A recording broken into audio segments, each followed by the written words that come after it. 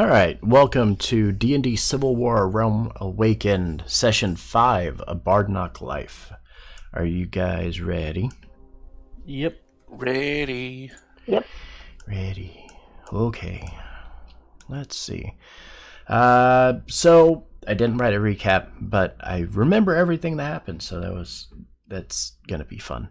You guys left from the registry and went over to the Hall of Remembrance.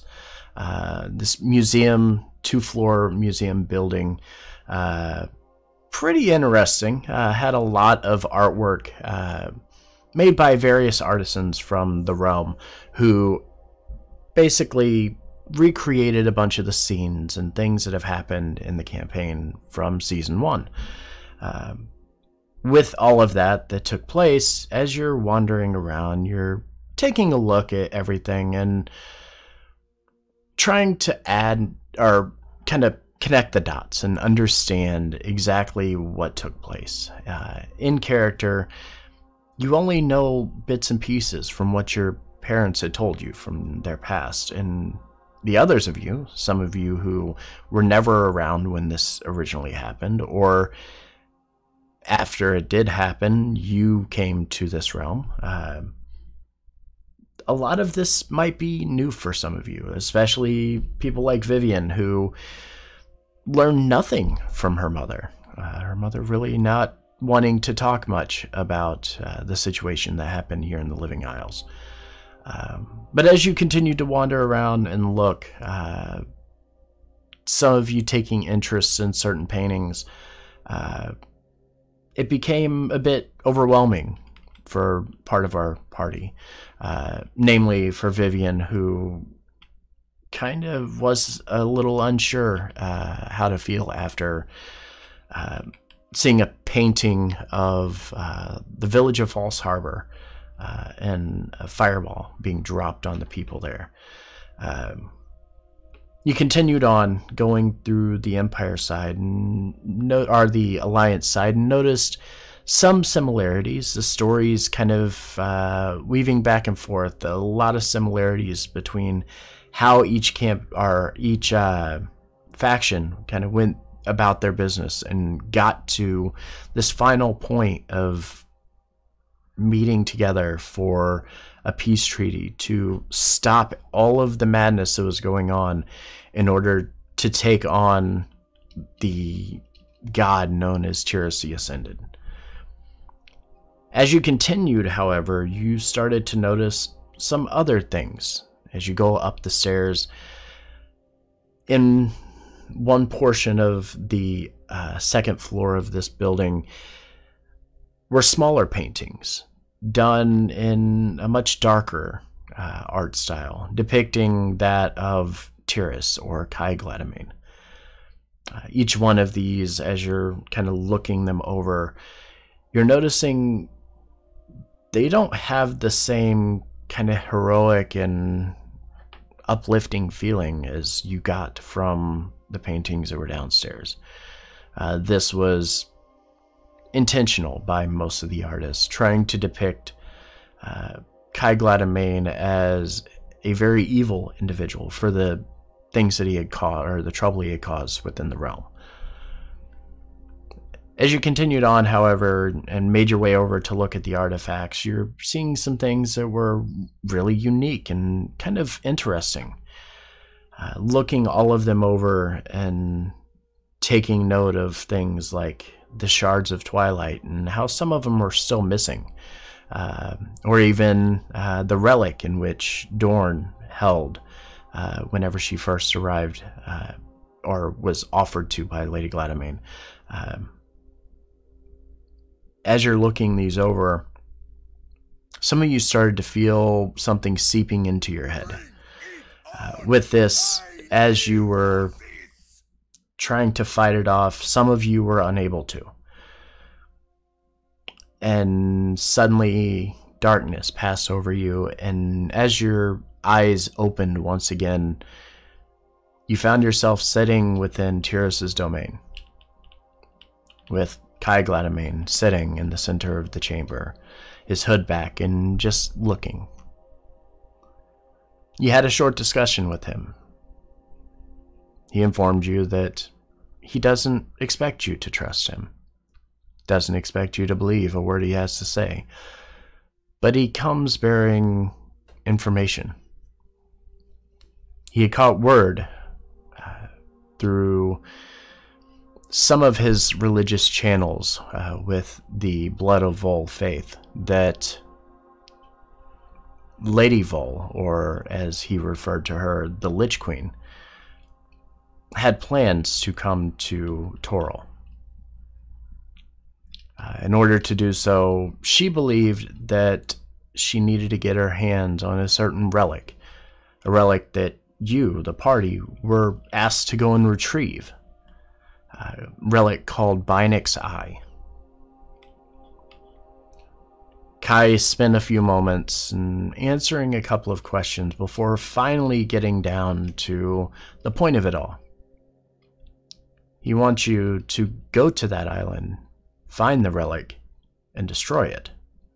Don't let it come back, because if it does, he believes that is all it's going to take for Lady Vol to finally make her way and introduce an entirely new evil upon the realm, which even for him, he does not want to see.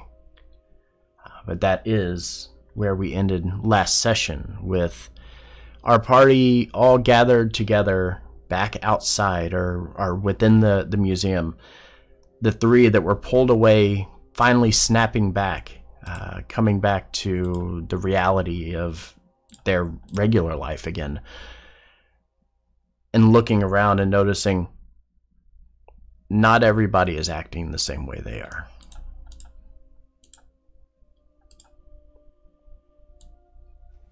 Hello? Hello? Yes. Hello? Good show, Discord. Discord just totally cut out for everybody. I think it was a Discord one spoon.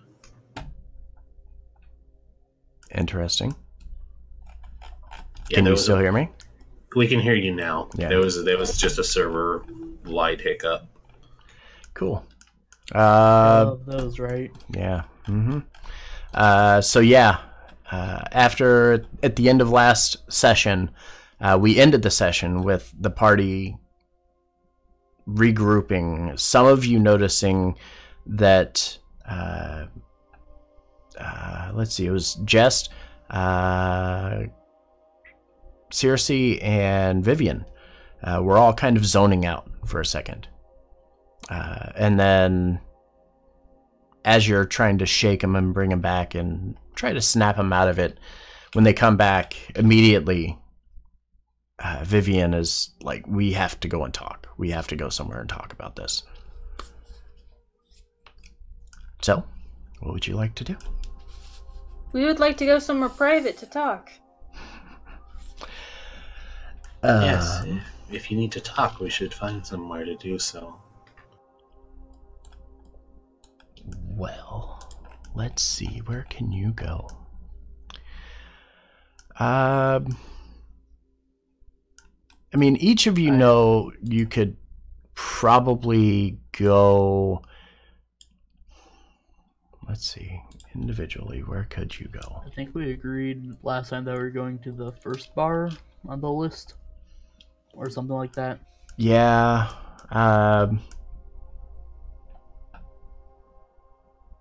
Or you were going to go to the closest one, which was going to be the Broken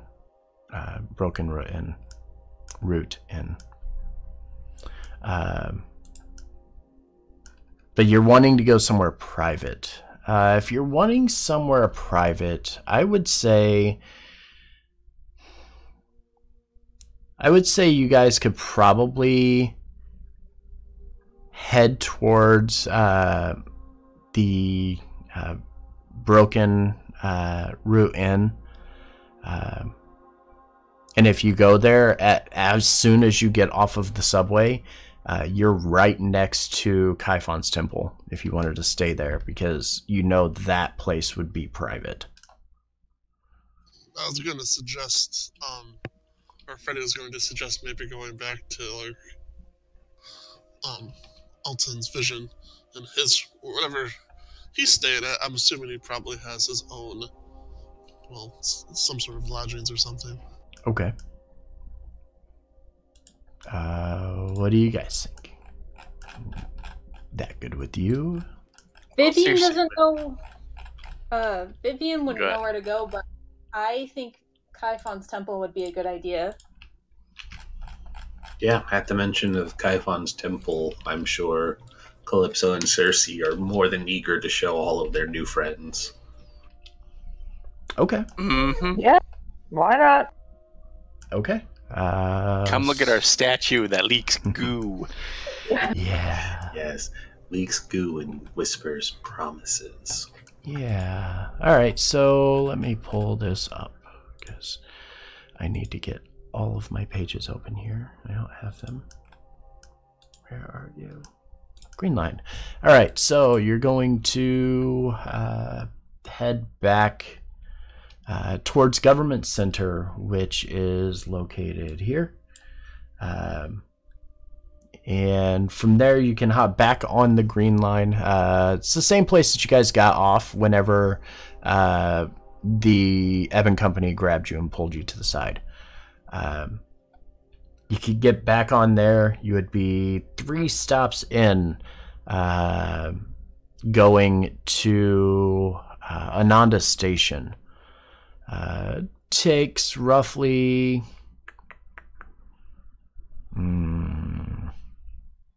about 15 minutes or so on the SLR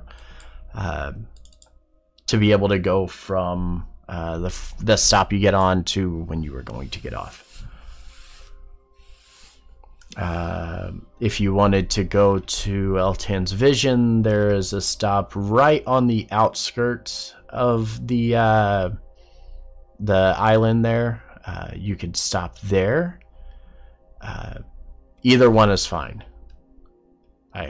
You'll end up pretty much in the same place anyway.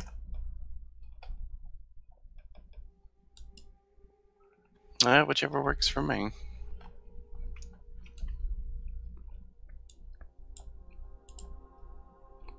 All right. So yeah, you head down, making your way over towards Government Center. Same kind of thing as last time. You take the stairs down. Underground, you begin to walk out to the platform, looking down, seeing the green magnetic stones that are built into the ground there, indicating that you are on the green line. A couple minutes pass. It's pretty quiet. Nothing really happens. You're able to get on the tram or on the SLR, and it immediately begins heading back towards the north. Which stop are you going to? Are you going to go to Kaifon's, or are you going to go to L10? Seriously, we want to go to Kaifon, so. Okay. Yeah, I'm in agreement. What's in Eltan's? Freddie said that he thinks, he mentions that he has private quarters that you guys could go to if you wanted. Oh, I don't care where we go. I just thought, since we have 2 people from Kaifon, we could probably get somewhere private in the temple. Yeah. And a bunch of non-humans walking into a flaming fist building. Oof. Hey now. You're gonna bring a tiefling and a changeling and a bunch of half elves in there. Whew. Not the same flaming fist. Come on now. We're a new and improved flaming fist. The new and improved. Look, We're much more down and hip with the non-human races. Yeah, they now accept anyone. How do you do, fellow non-humans? Fellow non-humans. Exactly. Look, we even hired one of you people. What do you mean, you people? Part of me died when you said that, and you said it so well. I know. I feel bad. With 50% less blatant racism. All right. So we'll just say, for the sake of brevity here, you guys talked it out as you got on the SLR, and it starts making its way north. At the last second, instead of deciding to follow Freddy and going to Fort Eltan, the group finally comes to a consensus. You'll go ahead and stop at Ananda Station, which is in the King's Ward, directly west of Celebrant Square, which is where the temple for Kaifon is. And of course, I lost the game on that monitor. That's cool. Freddy regresses to the majority group, but is not necessarily in the most willing participant. Like, yeah, sure, we'll go to Kaifon. All right. So as you, Tyr and Kaifon are great allies. Together, they defeated Tyris. Honestly, it's not Kaifon that I'm worried about. I don't think he ever met Desra. Or Pandora. That's the other drow. Mm-hmm. No, he met Pandora because it was in the meeting. Right. I don't think she ever hazed him. Surprisingly. It's true. So yeah, you make your way and quickly arrive in King's Ward. Circe and Calypso, you know that directly across the bridge where the first white pin is here, you know that to be Kaifon's temple. As you each get off of the SLR and begin making your way over there, you're noticing it's a bit different, as was kind of mentioned before, but we'll go ahead and kind of re-quote what had happened previous whenever we did the introductions here.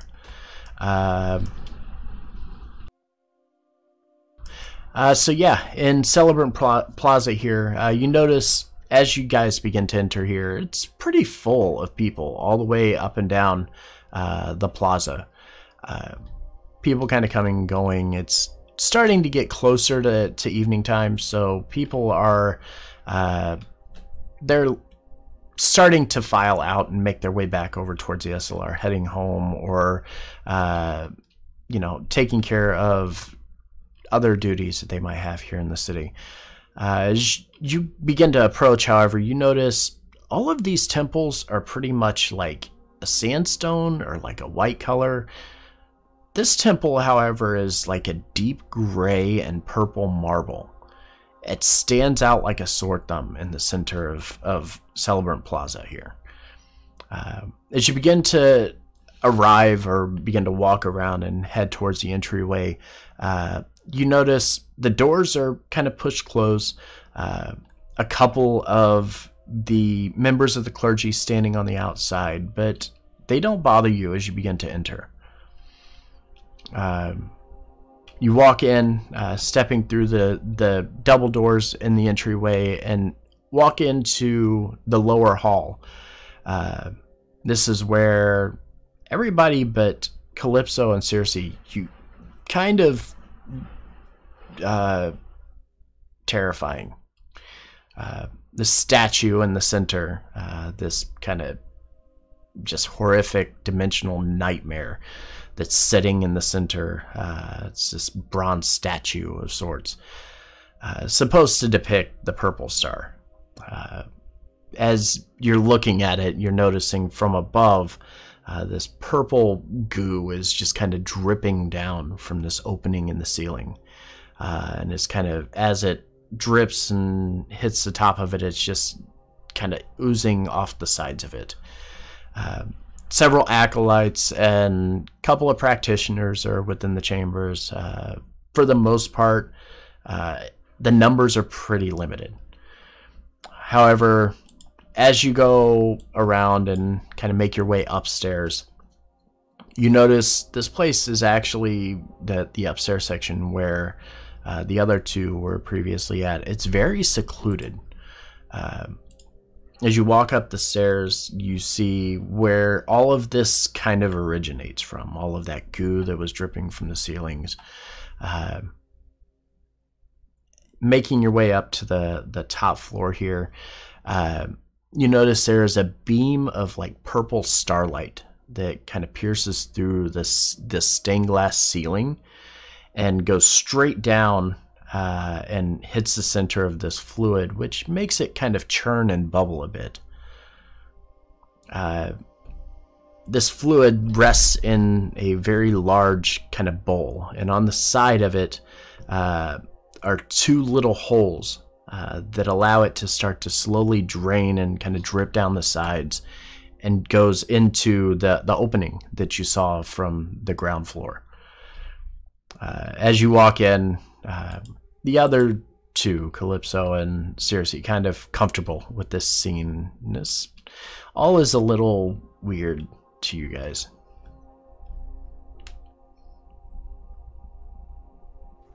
Okay, so there's only one rule here at the temple.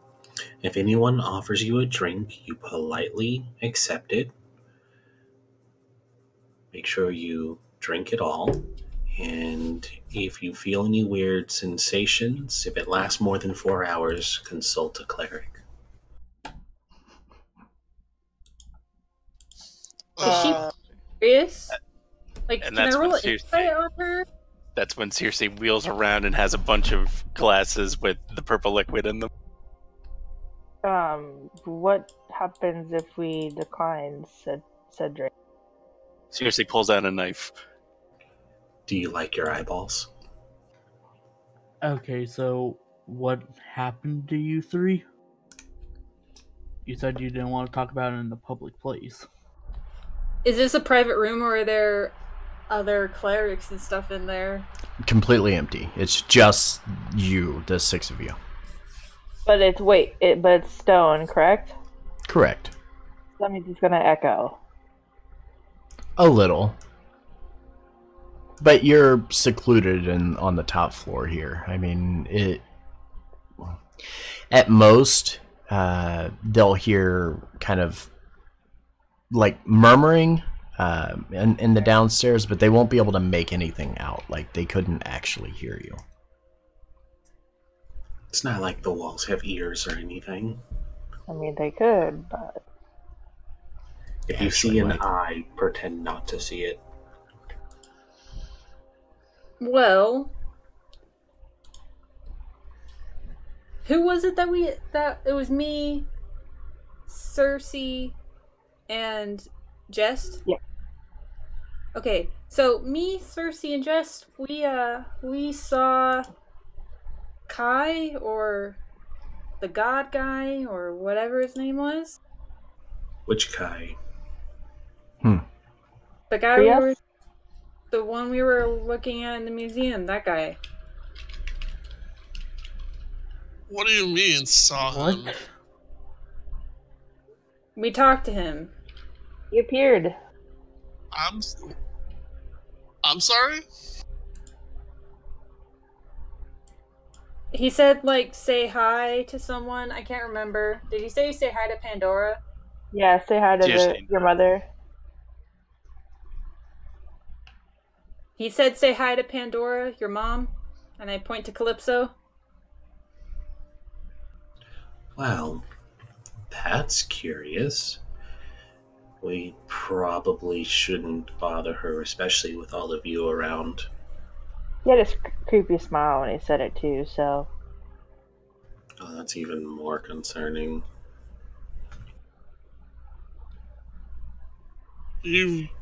Are you sure that you spoke to that guy? I mean, we keep his skull on the mantle. It's a dinner talking point. It's probably the most... It looked like him. Could be an imposter. It could be. What did he say? He talked about how there was a big evil queen coming and how she was going to end the world. And we needed to stop her if we wanted to. And that we shouldn't trust him.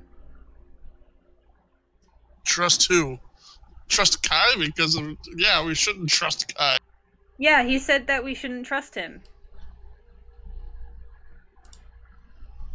Which, I mean, he could be like reverse psychology, and like maybe we should trust him. I don't know. And if we're doing what he wants, then that would be like we are trusting him. What does he want again? He wants us to prevent this evil queen from coming back to this world and destroying everything. And the thing we need to do to prevent that is to get that thing that drow guy wanted and destroy it. That doesn't sound like what I've heard of Kai at all. He says she's too evil.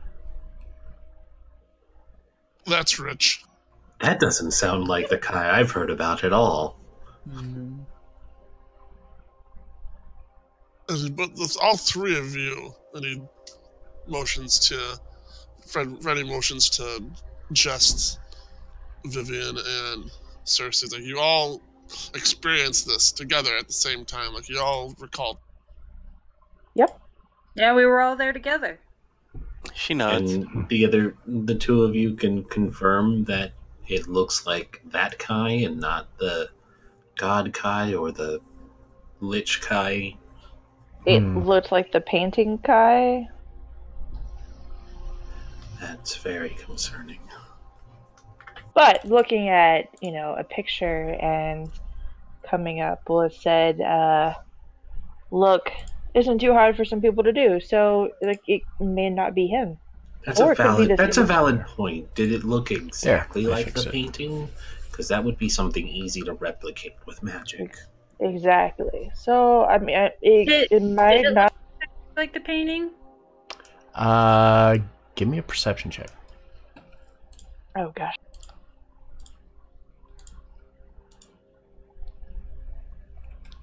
I sure will, because I definitely saw him.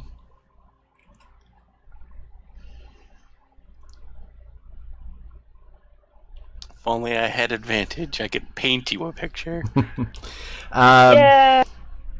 So as you're looking at this, or remembering back to what the paintings look like, and then trying to recall back this very brief and kind of just terrifying moment with Kai, they didn't all match.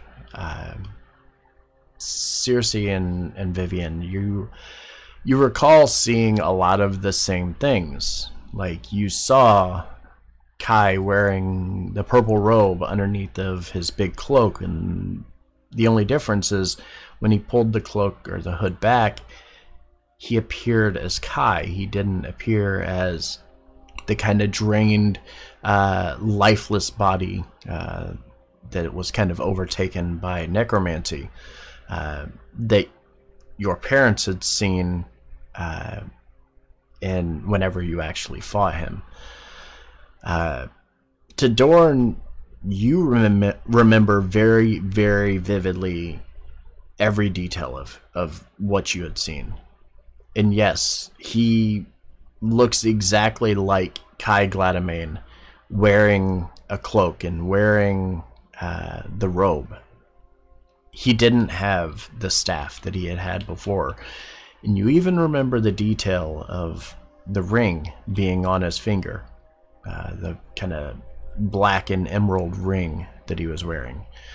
Every detail, you vividly remember it. If somebody had tried to make this an illusion, they tried mixing the two to build what it was that you had seen in front of you. She's gonna explain some of these little details, like the ring and such, to them. But if they still don't trust her, she's actually going to suggest that she could show them what it looked like.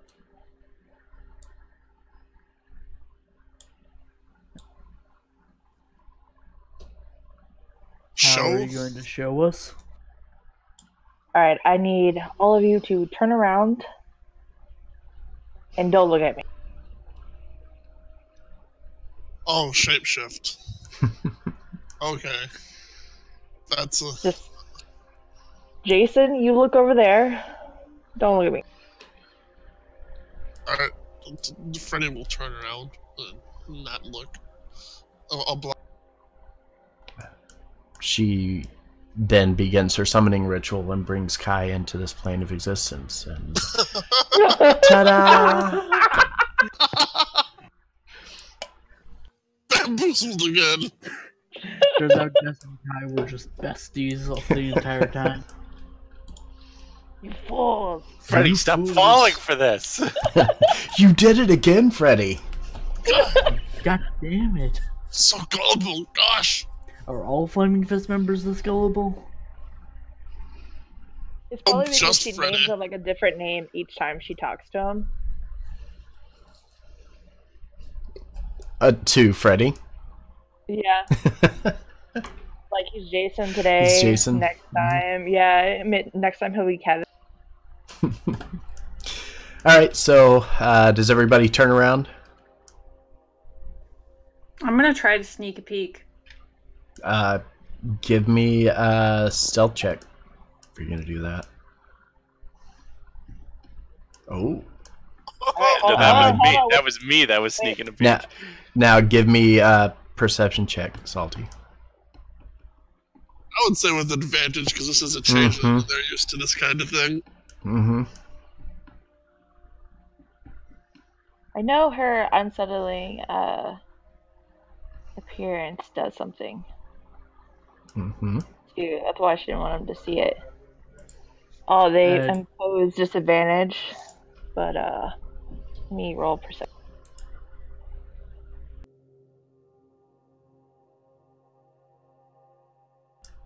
Okay. So you see Vivian kind of not very sneakily taking a peek and trying to watch. At which point you kind of motion for her to turn around. But it's enough that it gets your attention. And it stops you from seeing Circe, who's kind of like huddled in her blanket and is kind of like peeking around, and you just happen to not notice her. The burrito. The burrito. Always the burrito. She's a burrito of doom.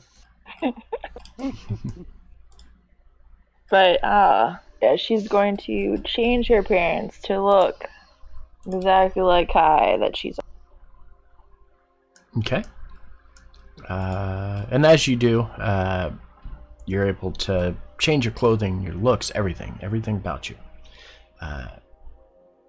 Giving this full appearance of the exact version of Kai that you guys had seen within the domain. Oh, that's true. It doesn't. You're right.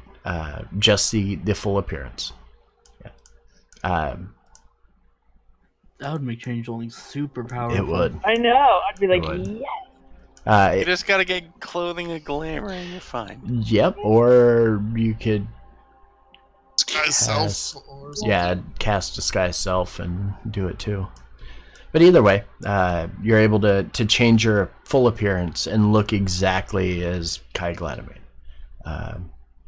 And as you finish, kind of motion to everybody or mention to them that you're done, and they turn around and see you. Each of them getting a very good look at what he actually looked like. How is this? Is it about how Freddy remembers him looking?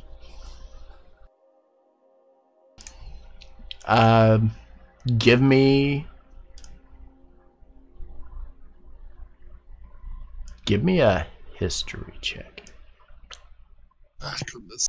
I get advantage since I've actually met the man. Nope.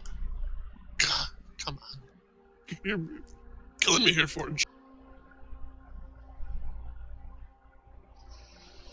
Ooh, that's actually not bad. You take a look at this version of Kai that Jess has made.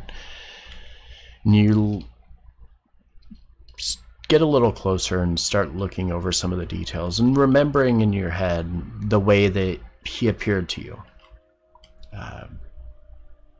Part of what you have in your own head is kind of distorted by the things that had happened, and you feel maybe it's a little distracting to you, like the past makes you view him a little differently. True. As you see him, or this version of him being portrayed by Jest, it looks pretty authentic. The hardest part, though, the thing that you can't get over, is knowing how he looked when you had fought him, when you stood face to face with him. He doesn't, however, appear as if he's aged. Not a single day. By the appearance that the Jest is giving, he looks immortal.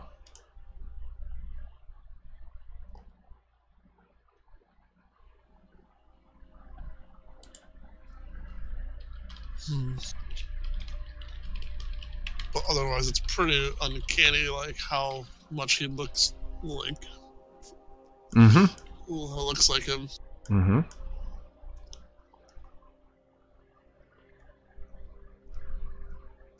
Wonder if it'd be enough to cause him any sort of anxiety.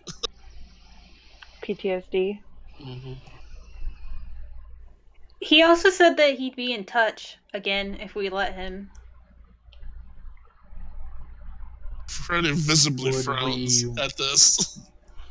Would we want to have who was once a man who was aspiring to evil godhood in our heads?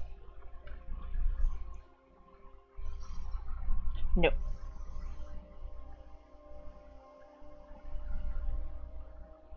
A question for Forge: Would this be like a complete enough that I would assume, like, I don't know if we're overstepping about it. Would it be enough to assume that if this was someone that was impersonating him, that they would probably have had to have known him personally to some extent, actually having met him? If they were trying to fake it. Yeah, I mean, even based on what you had seen when you were in the Hall of Remembrance, the paintings that were there, while they were really good and really accurate, they weren't entirely accurate. They were missing certain details that you remember from seeing him face to face. It's the same with this version of Kai standing before you. They never get his nose right. They never quite get everything right. Like, there are always just little imperfections, and part of that could have been the painters not really wanting to portray him properly or something of that nature. But either way, it would require somebody knowing a bit more about him to be able to get it this accurate.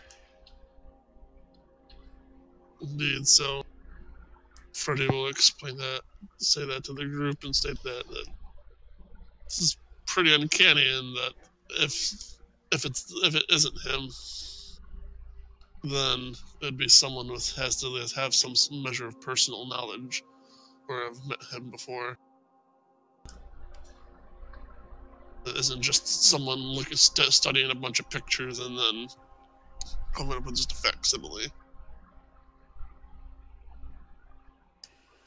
Well, I told him he could call me anytime he wants, so when he calls next, I'll let you guys know.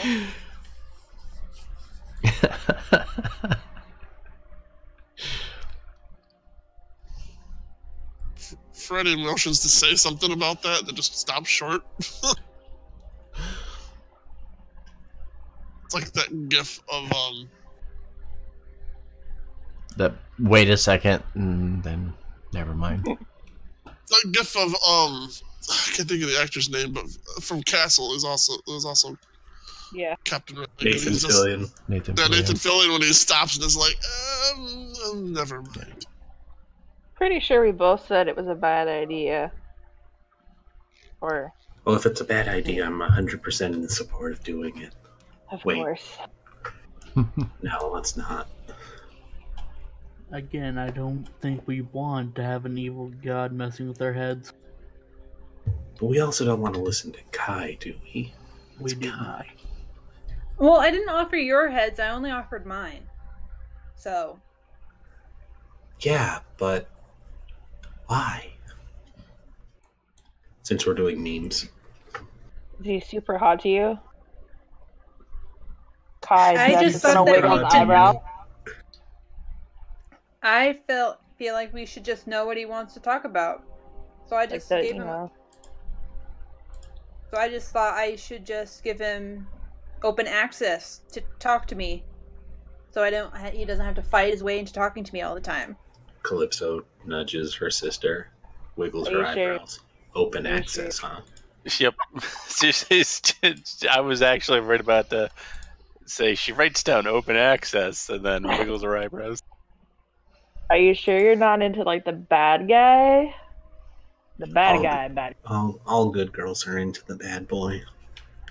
Besides the fact that this man, if it is him, has a history of dominating people's free will and their mind, and therefore it's a terrible idea.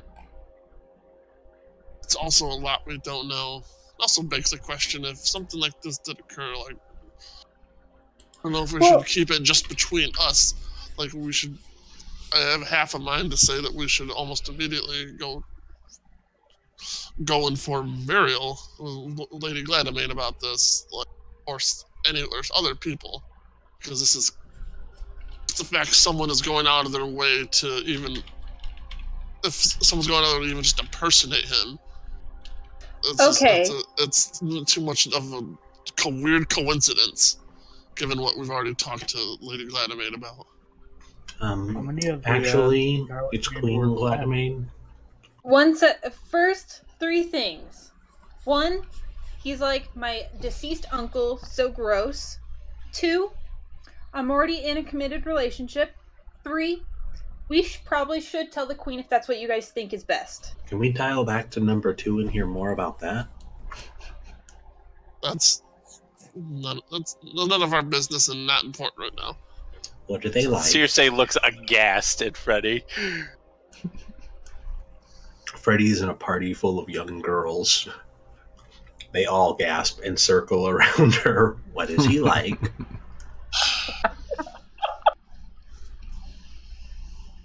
Freddy just literally face palms at this point.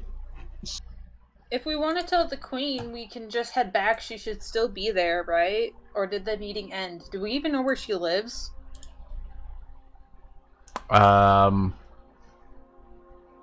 Yes.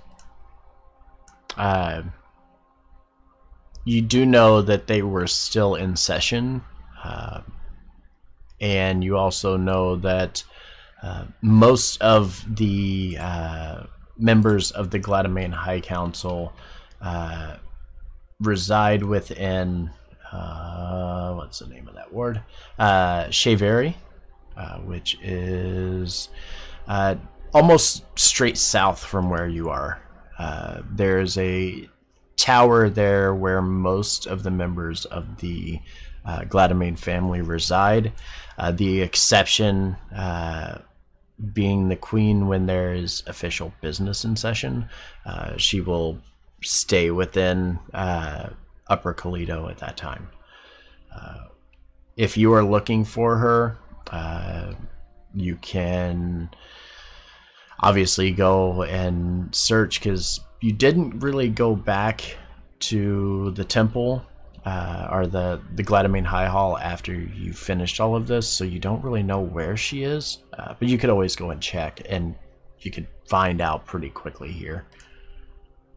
Well, you guys, we could go find the queen and tell her about this, because we have a while before it gets dark, and that's when we need to start looking for the bards. Well, may I suggest something with this whole drow thing and the artifact?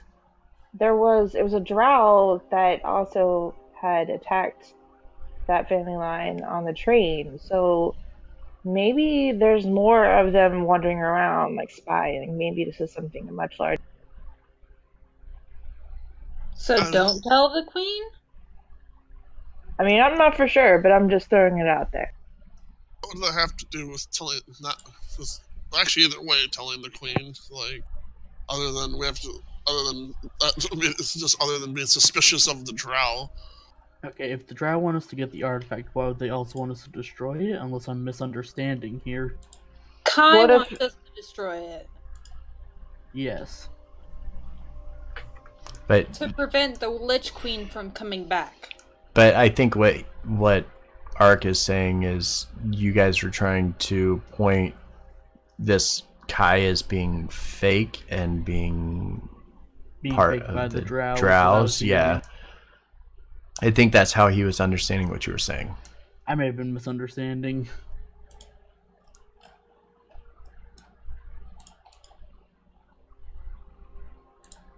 It is awfully suspicious, though, that they're both drowned.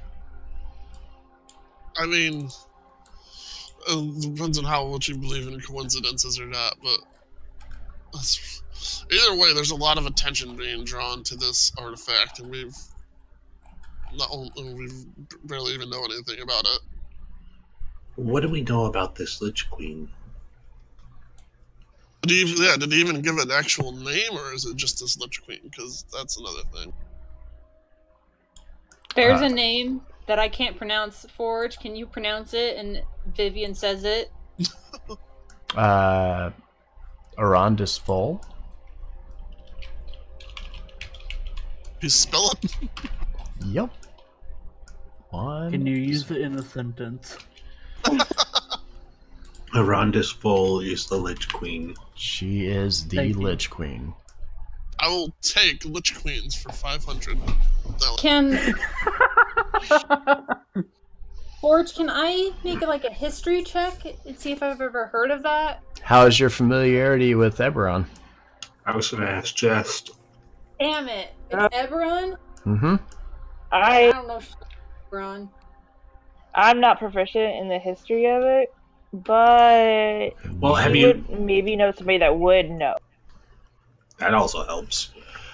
Yeah, that history check isn't giving you much. You hear Lich Queen, and that's about. I don't know everything. You don't know everything. How hard can it be to know about a Lich Queen? It's only a DC 5, right?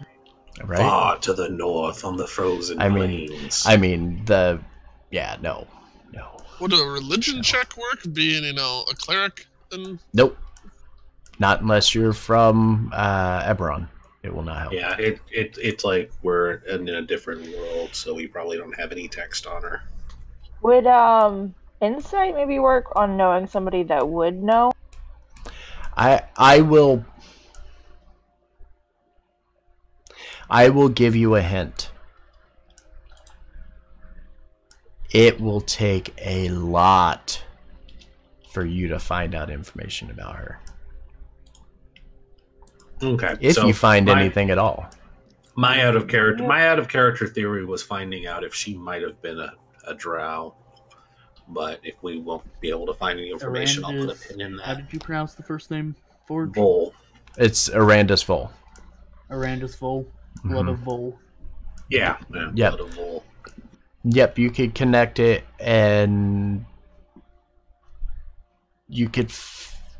The most information that you would be able to gather would be from hundreds, if not thousands, of years ago.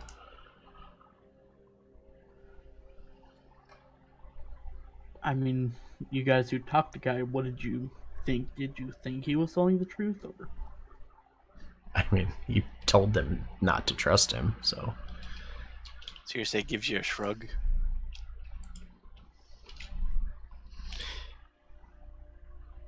Well, he wanted us to destroy it, and the drow want us to bring in here so they can use it. What if we don't do either? We just ignore the quest? Well, I mean, obviously not ignore it, because we know they're going to need to bring it here, but what if we have other things that we can worry about. In the meantime, we should tell our worries to the Queen and then do the other tasks we've been assigned. I mean, that's a very fair point. Well, mull this over for the time being, and make a point to inform the Queen as soon as we can.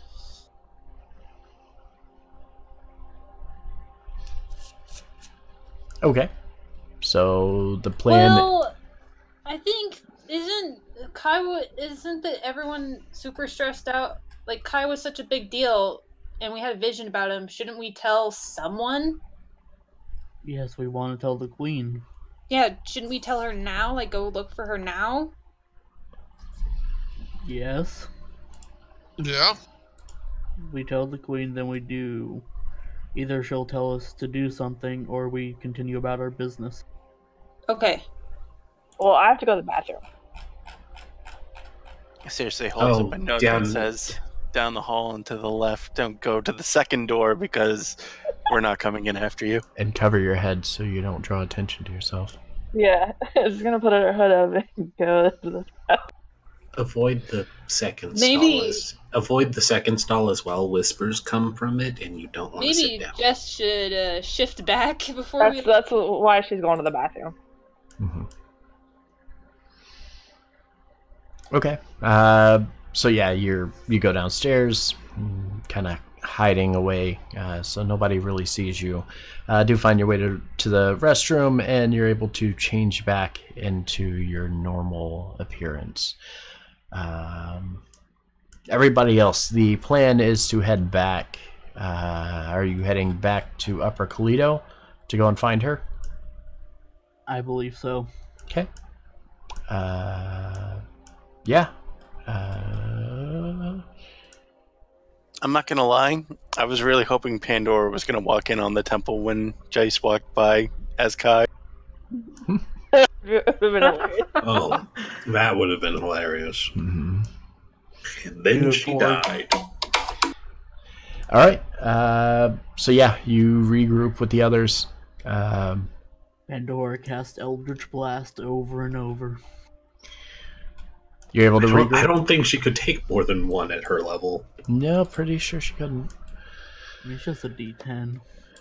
I think Rylan would be funny too. Yeah. I mean, at least one cast would do the trick just for multiple ones. Pretty much anybody. But yeah, I mean, it is the Temple of Kaifun, is why I suggested. Anyway, we are going up to the thing. Okay. Just getting things situated here. So you turn back and go back to the SLR and travel back to the southwest, making your way back over to Government Plaza and stepping out, heading north back into Upper Toledo and back into the back corner where the Gladamine High Hall is. Travel back over here, just outside of it. Takes roughly about 35 minutes total to get back up here between the walking and everything else. But as you get here, the temple doors are still open as they were when you first arrived here last time. And as you walk in, it's kind of quiet compared to what it was before. A handful of people still hanging out, asking questions.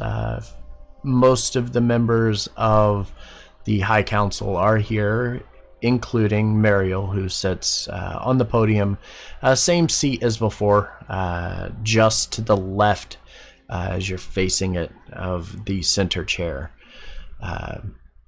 As you walk in, she quickly kind of takes notice of you approaching and stops and looks at you and says, "I wasn't expecting you back so soon."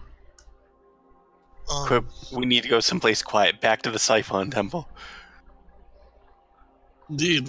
Well, there's been an interesting development of which we need of your council and to inform you about, preferably somewhere that's private and out of earshot of the people so as not to cause alarm. As you say that, she kind of looks at you and almost like raising an eyebrow a bit. Stands up, begins to walk off the podium, looks over towards Gilly, who's still here, motions for her to go up to the podium, and she goes and takes a seat. A couple of the guards accompany her as she kind of gathers you and heads outside.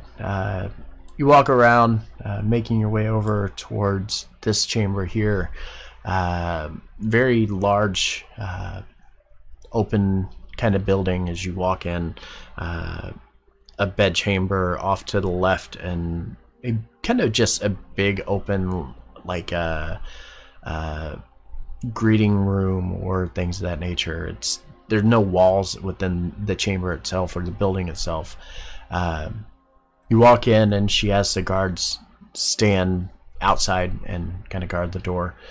And as you walk into the chamber, pull the doors closed, she stops and kind of looks back at each of you and says, "Okay, we're safe, we're private. What is it you have to tell me?" And then Freddy will motion for Vivian and Justin, Cersei, to step up and say, "Well, unfortunately, myself, Celeste, and Calypso didn't experience this for ourselves, but the rest of the other three here had a shared sort of a vision of some sort, of communication, and it's best if they were to tell you themselves what they saw." And turns to them and says, "Don't leave out any details." Maybe some. Don't talk about how cute you thought he looked. She'll look over. I never said that, by the way. You guys added that in yourself. I think that was the point. If you're talking out of character. It was out of character. No, it was a mixture of both. It was a little bit of both. It was a little of both. Calypso would have said it in character, too. And I would have responded both. I didn't say that. It's not like I like him, Baka. I'm in a committed relationship. Mariel looks confused. What is it that you have to tell me? Jest? Oh, sure. Oh, sure. Throw her under the bus. Oh, that's so nice of you. We got pulled into this, I don't know, vision sort of thing, and Kai Gladamine appeared before us, and he wanted us to destroy this artifact we were supposed to go get. Said there was this evil doom and gloom Lich Queen that's supposed to come if we don't. Also, the bad guy. The bad Kai. But the one that doesn't look too bad. But he wants us to destroy it because if we don't, his words, that the queen would come, and she's just too bad, so he's warning us about it. Oh, it seems kind of fishy to me. He said that she was way more evil than allowed, pretty much. Was that she was too evil, and she would destroy everything. And that didn't, fit his plans or whatever. Oh, but he's such a good judge of character, though, so, I mean, who knows? But he did also say we shouldn't trust him, but he was, being nice and giving us, a forewarning on this.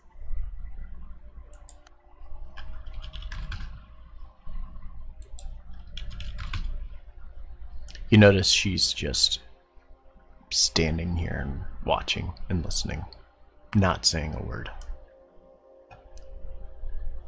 I also told him that, I was like, hey, you look good for being dead or whatever, and then he was like, hey, I'm not dead. So that was kind of random and confusing, and I realized I didn't tell you guys that, but I just remembered that he was very adamant that he wasn't dead. But you did say that he looked good. This is what I'm talking about. You are so in the bad guys. You are... I told you I'm in a committed relationship already. That means nothing. Hey, your eyes may wander, but your heart stays pure. Called window shopping. Anyway, Window shopping. point is just as demonstrated to us through their talents is that I can, as far as I can tell, it seems there's enough cause for concern, which is why we elected to come back and tell you. He says this to Queen Glenamain. She stops after listening to all of you speaking a bit on what you learn, what you know, what you kind of gleamed off of Kai. And kind of a bit of an uneasy look sets on her, and she kind of looks back and says, "Of course the Archmage would tell me this. It all makes sense." And she looks at you and says, remember what I told you earlier, that the Archmage of the followers of Ezitor came to my chambers for a private council. Yeah, and he said something that wasn't quite like himself. Yes, it was. This time, things will be different. Well, that's not ominous. Seriously looks at her sister like, what? No, it's completely ominous, sister. She thinks and says, Arandis Vol, was it? Yes. She stops and kind of deep into thought. I know the name. I know that the faith of the Blood of Vol was initially an elven faith. That the Blood of Vol and our faith, the one of the Undying Court, are quite a bit different. Very much in opposition of one another. I know that there was a war that resulted in the destruction of the Mark of Death in Eberron. This mark was part of one of the dragon-marked houses. Was brought forth because of the creation of a half-born child. One of both elven and dragon blood. One by the name of Arandis Vol. Arandis Vol was believed to have been killed during the war that destroyed that mark. That was many, many years ago. Far longer than I can remember. I can't see how the two would be related, though.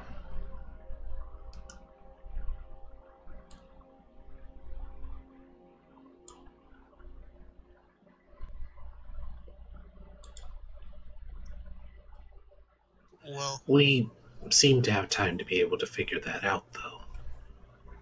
You also mentioned something about a Lich Queen? Yeah, he said her. That doesn't make any sense. I don't know. I mean, from the paintings, maybe there's two of her, as he had made himself into the copied god, or I mean, I don't honestly know. Well, nobles. No, not quite. I mean, she was found dead. Arandis Vol is... I mean, this was... she stops, trying to think exactly how long ago this was. maybe it's another self-stylized god, like Kai took the name Tyris. Yeah, that's what I'm talking about. Thank you. That is possible, though it leads me to many, many more questions, like why would he choose a god of our faith? Or a undying counselor of our faith to portray amongst our people? This woman, when she died, was it actually around the same time as this festival? Oh no, she stops and she thinks about it, like as soon as you're saying it, she's thinking about it and then immediately stops and is like, no, they have nothing to do with one another. Okay.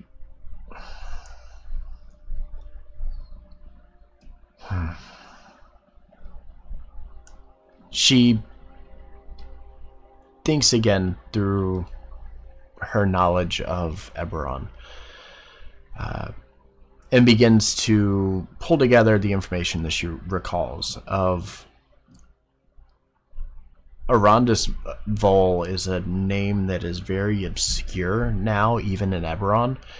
The only reason that it's ever referenced is because it is believed that the reason that the dragon mark of death was basically destroyed was because her mother and father, a dragon and an elf, had this child together, and both sides, the elves of Aranel and the dragons of the realm, felt this was an abomination. So even the people on their sides, within their own hierarchies, turned on them and had the child slain. She recalls that this happened almost 3,000 years ago. Well, another question would be why would she come here? Why not go back to Eberron if she was wanting to come back, make this big grand entrance? Why here? Well, I mean, if any place is suitable in a way that is, for both, this would be like the location of it, considering the bridge between the two, so to speak. Well, I'm wondering if that the ancient history isn't fascinating, but what should we do about the artifact we're supposed to get that's supposedly going to bring her? Yeah, that's what I'm wondering, if there's something here also from Eberron that it would pull her here besides this artifact, because there's plenty of artifacts here. You guys have seen them. As you mention what to do with the artifact, you can see that Mariel is visibly uncomfortable with the question. She stops and says, that's not a situation that I'm ready to address. The fact that our friends within the Kraybot are offering for the first time to bring us a relic that they believe they have found, for me to turn that down after years and years of diplomacy that we have spent trying to get them to come to our realm and to become part of us, that would destroy every bit of diplomacy and kindness that we have earned within them.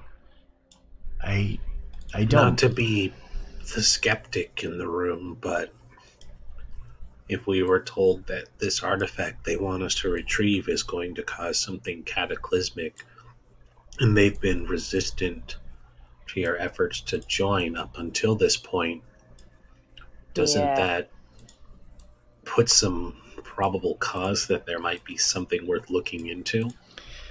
We would have had no idea about any of this information, about your negotiations or problems, or even who this Vol woman is, until it was brought to our attention by an outside force, and that alone should warrant some sort of investigation, at the very least, for the sake of the safety of the people. She nods at you and says, I wholeheartedly agree. We must investigate this. We must look into this further. My issue is to break down the diplomacy and tell the Kraybot that we are not going to allow them to pursue this. I don't think you should. I think if you do such a thing, it might tip off that there may be some suspicion of wrongdoing, or it might cause, as you are worried about, a scene if they're innocent. You know, you can still be aware that something might happen and just be cautious about it until we have a reason to act on it. She thinks all of this over, kind of, again, still very uneasy, very unsure of what to say or what to do. And again, this is a side of her that you especially have not seen. No. Was Freddy with the party when they went to Shame or Die? What was that again? That was where we met Tyris. Where you met the actual Tyris? I don't think he was. I No, can't he did remember. not. He might have stayed in the room, but he definitely didn't talk to Tyris. Well, I No, I asked don't because think he came with us at all. I asked because that was one of the few times that any of you might have seen her like this before. I think for some reason I want to say that he was there and was in that chamber, because you guys brought everybody with you for that one. The Empire For the He resurrection. came with us to Eberron and to Shame or Die, but we didn't. He didn't come with us to meet any of the counselors. No, you guys stayed in the He stayed in the visitors' quarters. quarters, yeah. And Freddy, that's a vision that you remember. You very vividly remember seeing Mariel very uncomfortable and not sure how to address things because of what just happened with her mother. This is something that you have not seen ever since then. And the entire time that Freddy stayed within the Living Isles, never once was she like this ever again. This whole ordeal, the fact that there are loose accusations coming towards the Kraybot, that she has worked really hard to get back here within their society. Something about this isn't okay to her. And you see this look of almost confusion and unknowing how to address this and how to move forward. When Freddy sees this, he'll reach out a comforting hand and then just say, whatever is potentially going to transpire, we'll be here to help in any way we can, regardless of what happened. Just tries to be reassuring.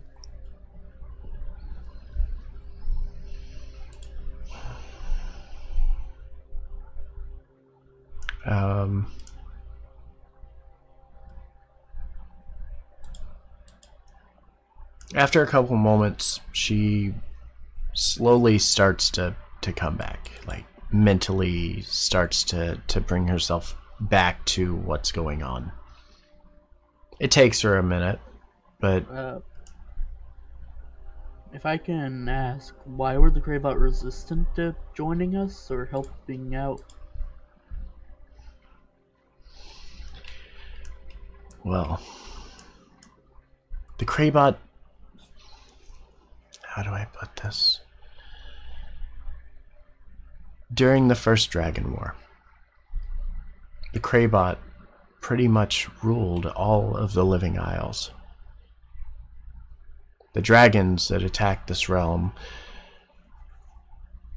pretty much destroyed anybody that wasn't the the Drow within, or the Drow society within this realm. And as they begin to come to the surface and expand outward and reach out to the other civilizations, the Gladamain were the first to greet them. Tyris was our leader at that time. But when the Second Dragon War came, and they attempted to bring an end to it and stop Rythes and his attack, it was not enough to stop him from attacking the other islands.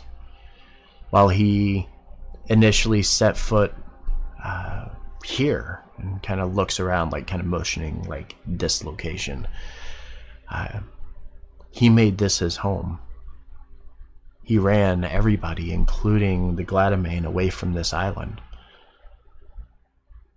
When they came to attack,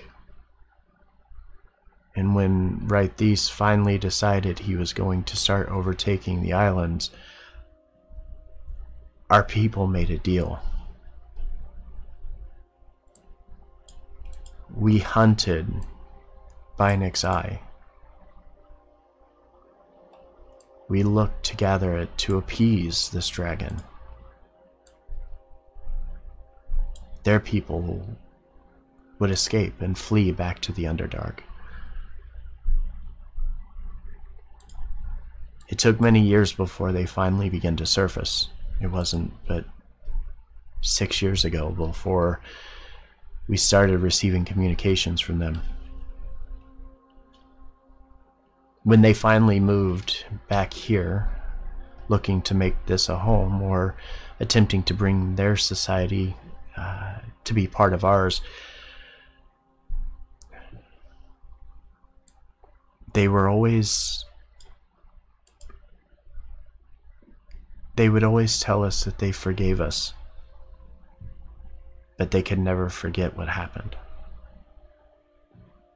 We're thankful that they are a part of our society again, and we are very apologetic for the things that happened by our founders and the members of our society and the things that they had done. Obviously, there's more to it than I can simply tell you in a matter of minutes, but the Kraybot don't trust. They do not trust the Gladamain, and they blame us for the death of their people and the near extinction of the Kraybot society. She kind of stops and looks back down at her feet and says, I was sure that when they finally came back here that we had finally gotten through, that this was different. Now I'm not so sure.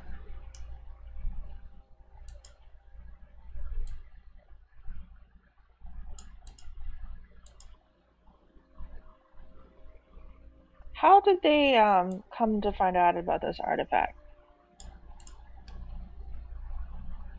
I mean, it's an age-old artifact. I mean, it's been around longer than I think any of us have. Yeah, but what if it was suggested to them to acquire this artifact as, you know, a kind of grand gesture to make peace, which is what we were told. But what if somebody proposed this to them and these people they don't know what could possibly happen?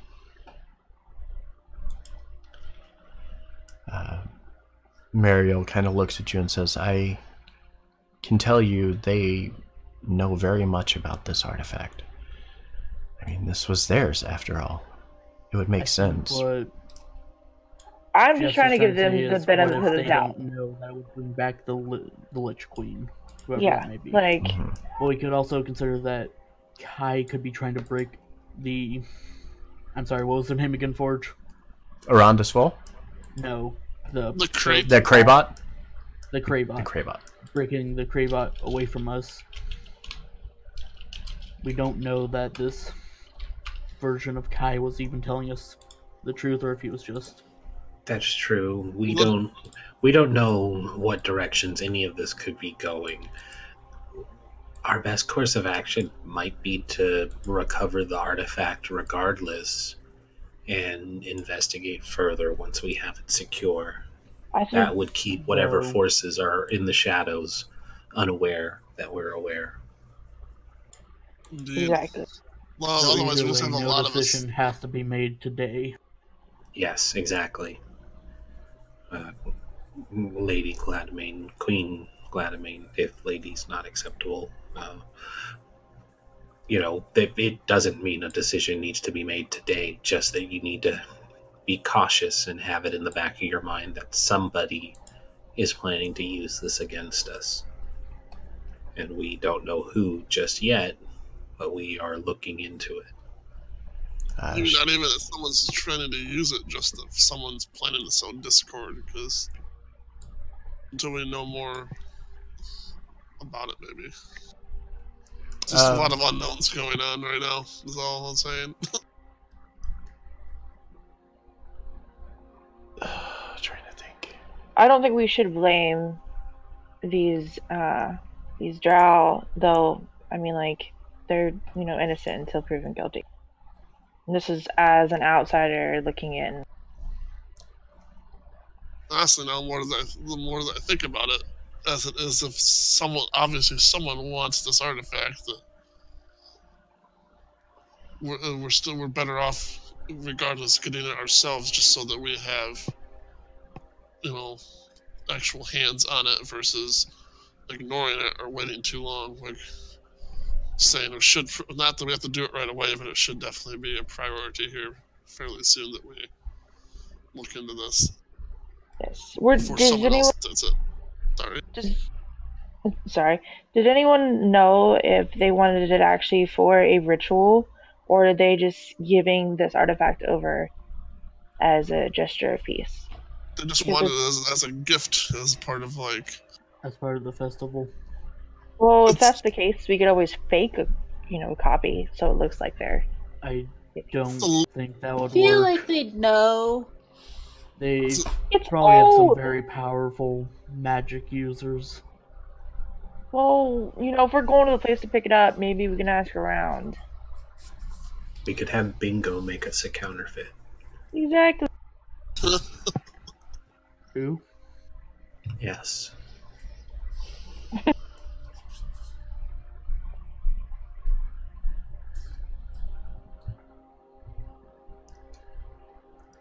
Okay.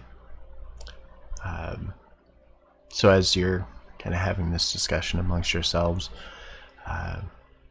Mariel stops and kind of looks around and says, "So, then what is your plan? Are you going to get it now? Are you going to take care of other things? What do you think the priority should be with this?" I think we should move forward like everything is normal. If we recover the artifact, and that means it's one more piece on the board in our favor. We can have somebody look more into the artifact, find out what its purpose is. It's out of their reach should they discover that we're aware and they can't still use it against us. It just seems advantageous to have it so that we can look into the matter further. So you want to get it now? I don't Why think that's. not? We were working on it anyways. I think you're right in that we should go forward like nothing is the matter, because if we're already got attention on ourselves, there's already probably seems like multiple forces involved in this, and I feel like maybe we have already overplayed our hand a little bit by requesting this private meeting. Obviously, there's a whole bunch of people that just saw that happen, that would have saw that happen in that chamber, which means that if we immediately go with that and follow and go gallivanting off to this ancient gnomish city, it's already going to draw a lot of attention. The last thing we do is people start thinking something's up or get antsy.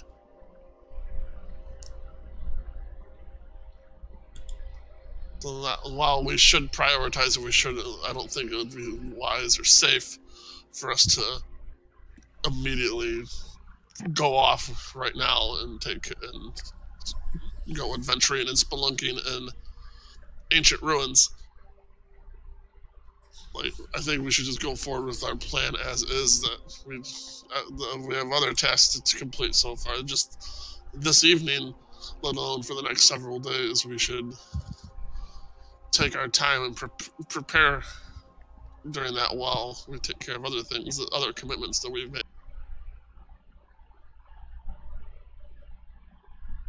I don't know. I'm kind of leaning towards getting it now, because what if it falls in somebody else's hands and that plays that card? Well, they've waited this long to get it, and it seems like Yeah, but that was make only a more- few hours ago. We were just told about it. right. But not to make more assumptions, but considering that this is supposed to, this all goes along with the festival, right?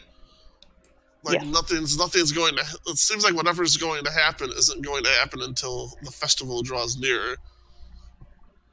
It's not going to make any difference, I don't think, whether or not we go now or go in a couple days or go in a week. So long as we go sometime with enough and prepared enough before the festival is actually here. Because otherwise, if it was such a big deal that they secure this, then they wouldn't have probably even bothered asking us in the first place to go do it for them. They would have just gotten it themselves, and they'd already have it. You're right. And they also did inform you that they needed it by the end of the ceremony, which is when all of the different wards within the city would give their offering to the Gladamain High Council. There's a time frame that they put us on. You currently have 21 days before that happens. Are there any other artifacts being offered?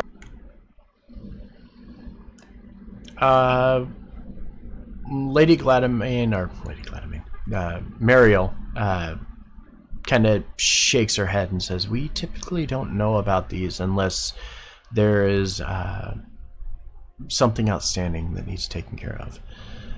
The only time that these type of situations are ever brought to us is if it's something that would be difficult for them to accomplish and they are looking to come to us for assistance. Most of the wards within our city, most of their leadership is fully capable of taking care of their own deeds." How far away is it to the gnomish city? Hours. 4 hours. It's a 4-hour trip on airship. Okay. Well, we can literally go anytime we choose. Mm-hmm. So it's saying that if we were to immediately just take off right now, I just think it would draw too much undue attention and cause more. Last thing we need is more people getting involved in whatever this might be and convoluting it.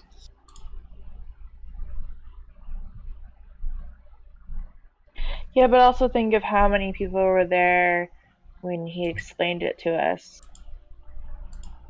3. Yep, basically. There were 3 people there. No, I mean, not when Kai explained it. I mean, when the drow explained it, there was other people in the room. It was crazy.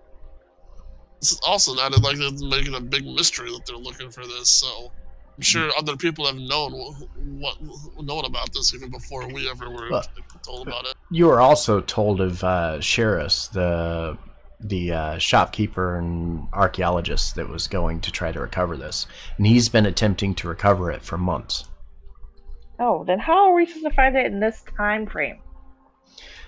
Because the people that he's taking with them are not adventurers. He's been taking archaeologists and people to dive through caves to try to gather it.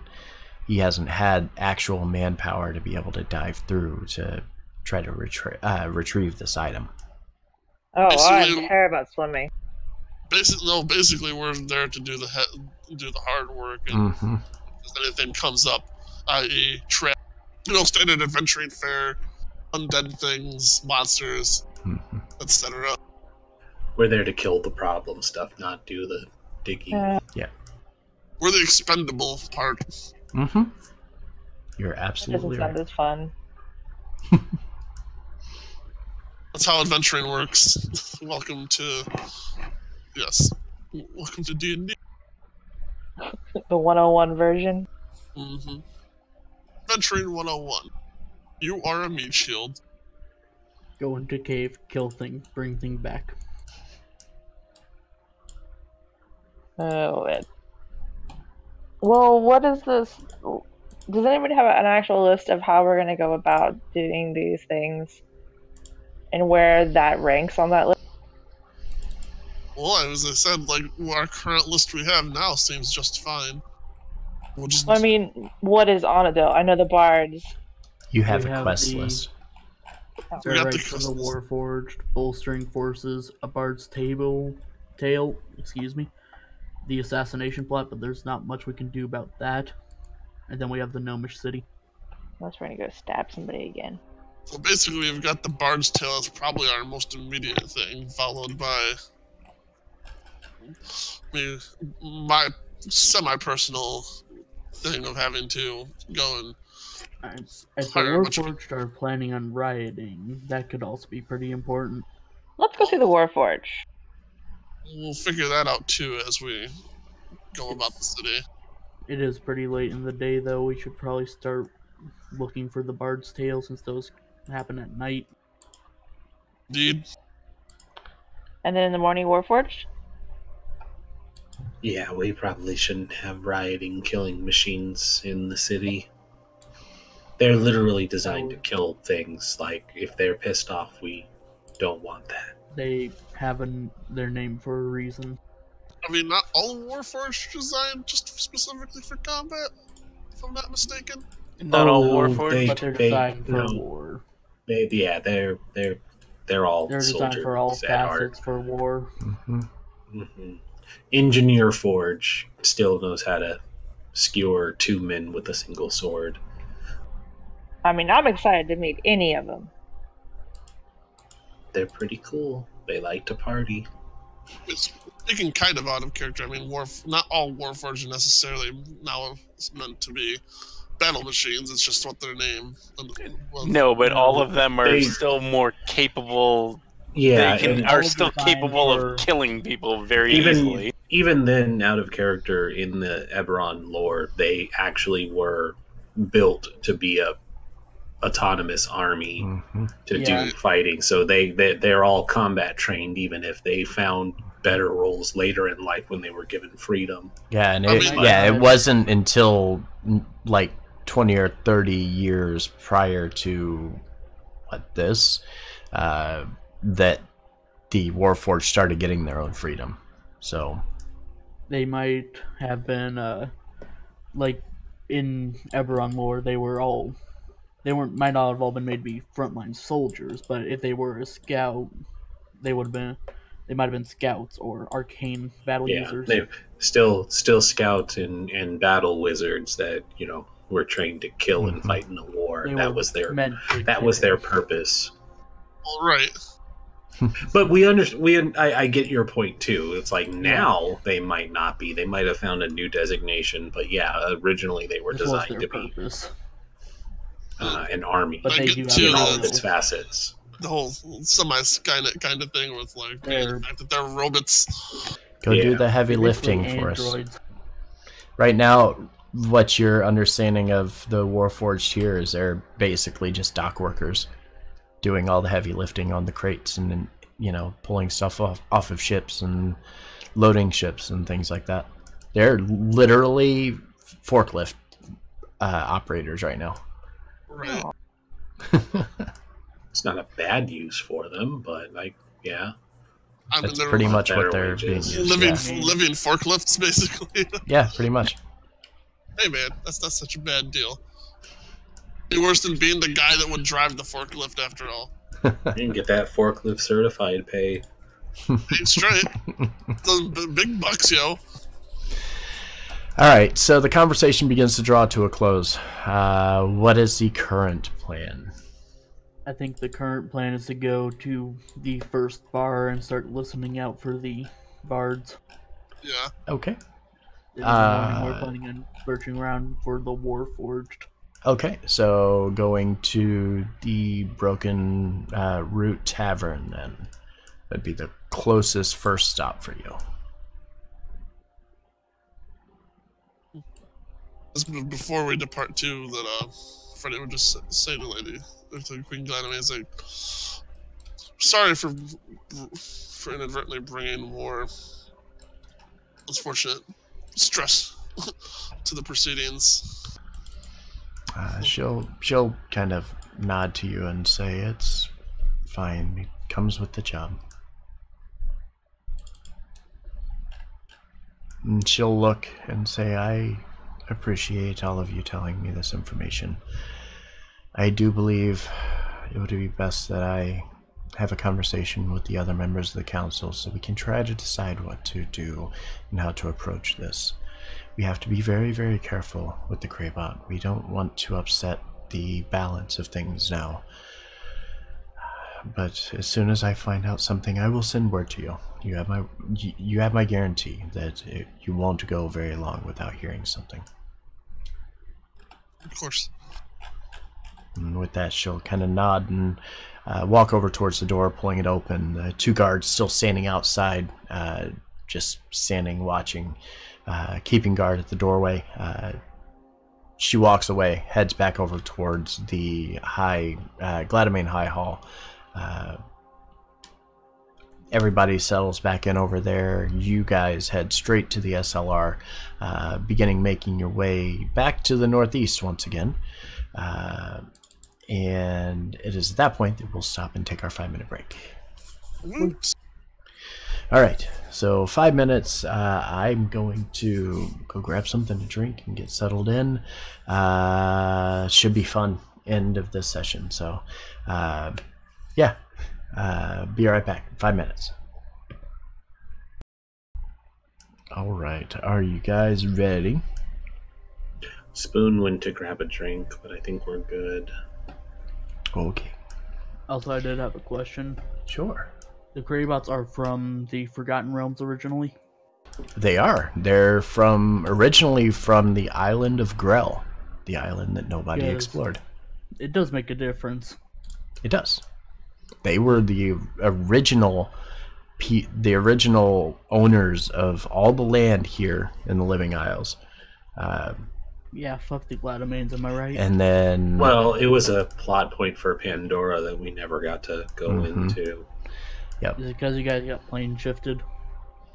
I think we just didn't have enough time to get to it. We didn't have enough time, yeah. It was something that could be explored, but we never actually got to dive into it.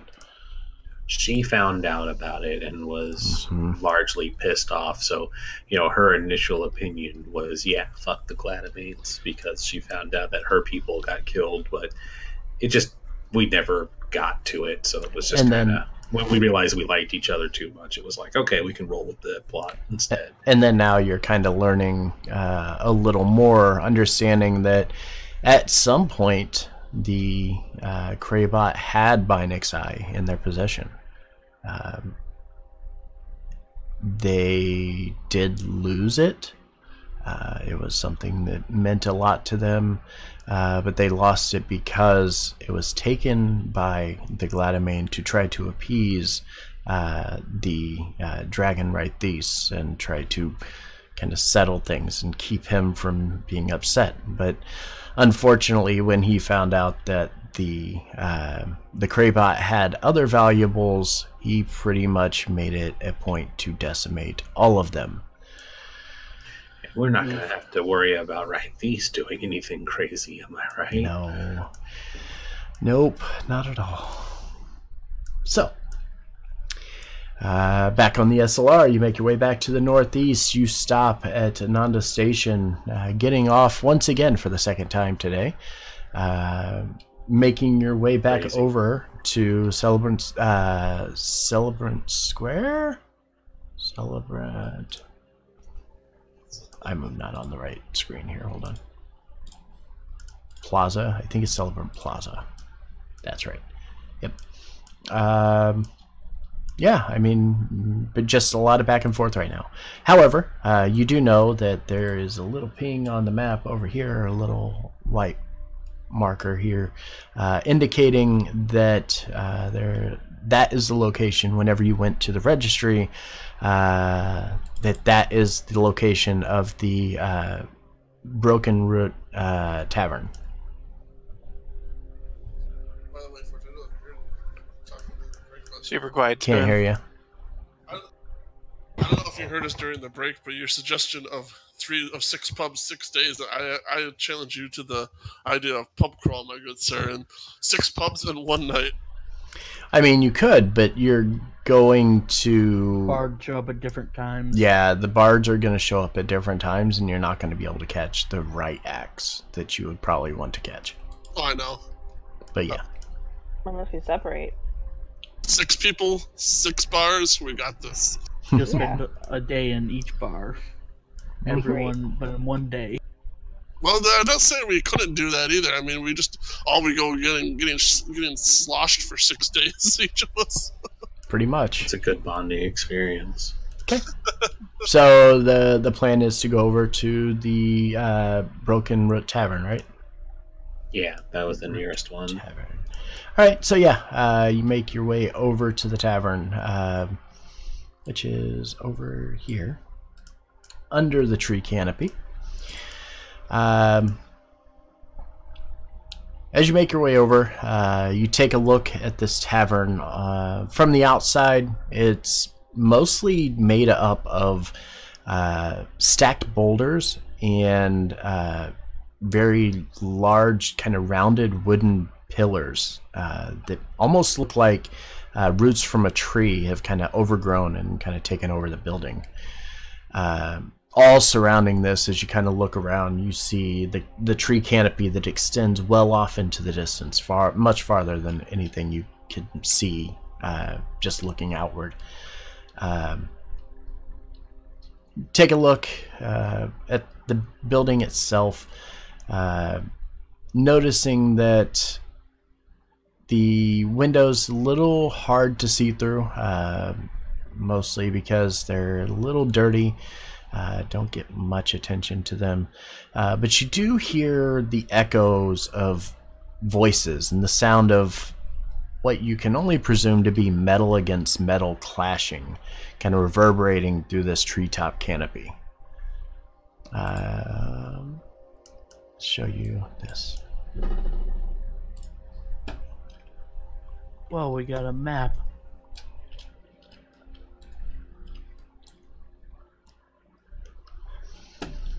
As you make your way through the entryway to the tavern, which is located there, it's a very big, heavy kind of oak door. Take a look around, noticing there are a lot of people in here. The tables, which fill the center part of this building, mostly filled with what looked to be a bunch of random individuals who just kind of walked in, sat down at the pub, and just started enjoying the company of one another. As you enter, the barmaid, which refers to herself, or you hear the others referring to her as a servant, kind of turns and takes a look over towards you and kind of gives you a kind nod. Before she returns and continues to help the individuals sitting at the table here. As you make your way inside, you notice on the back side of this, the entire back wall is completely open. There are stone beams that support the roof of the building itself.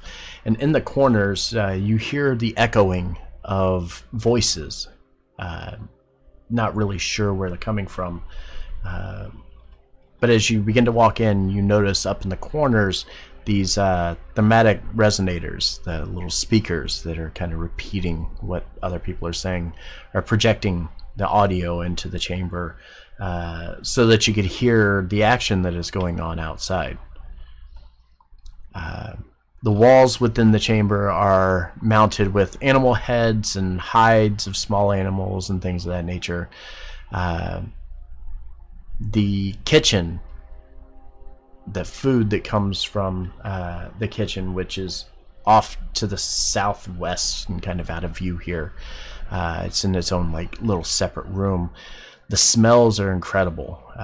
All fresh food that you're pretty sure this place gathers on their own and brings here.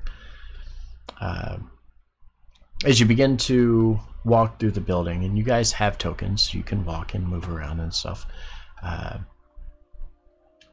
You make your way over towards the back portion of the room itself. A very large deck, almost 90 foot in width, and about 60 foot in depth from the back of the building, extending outward, is covered with hundreds of little props and tables where everybody's sitting around and eating dinner, enjoying the festivities and the wine and the ale that is flowing through this building.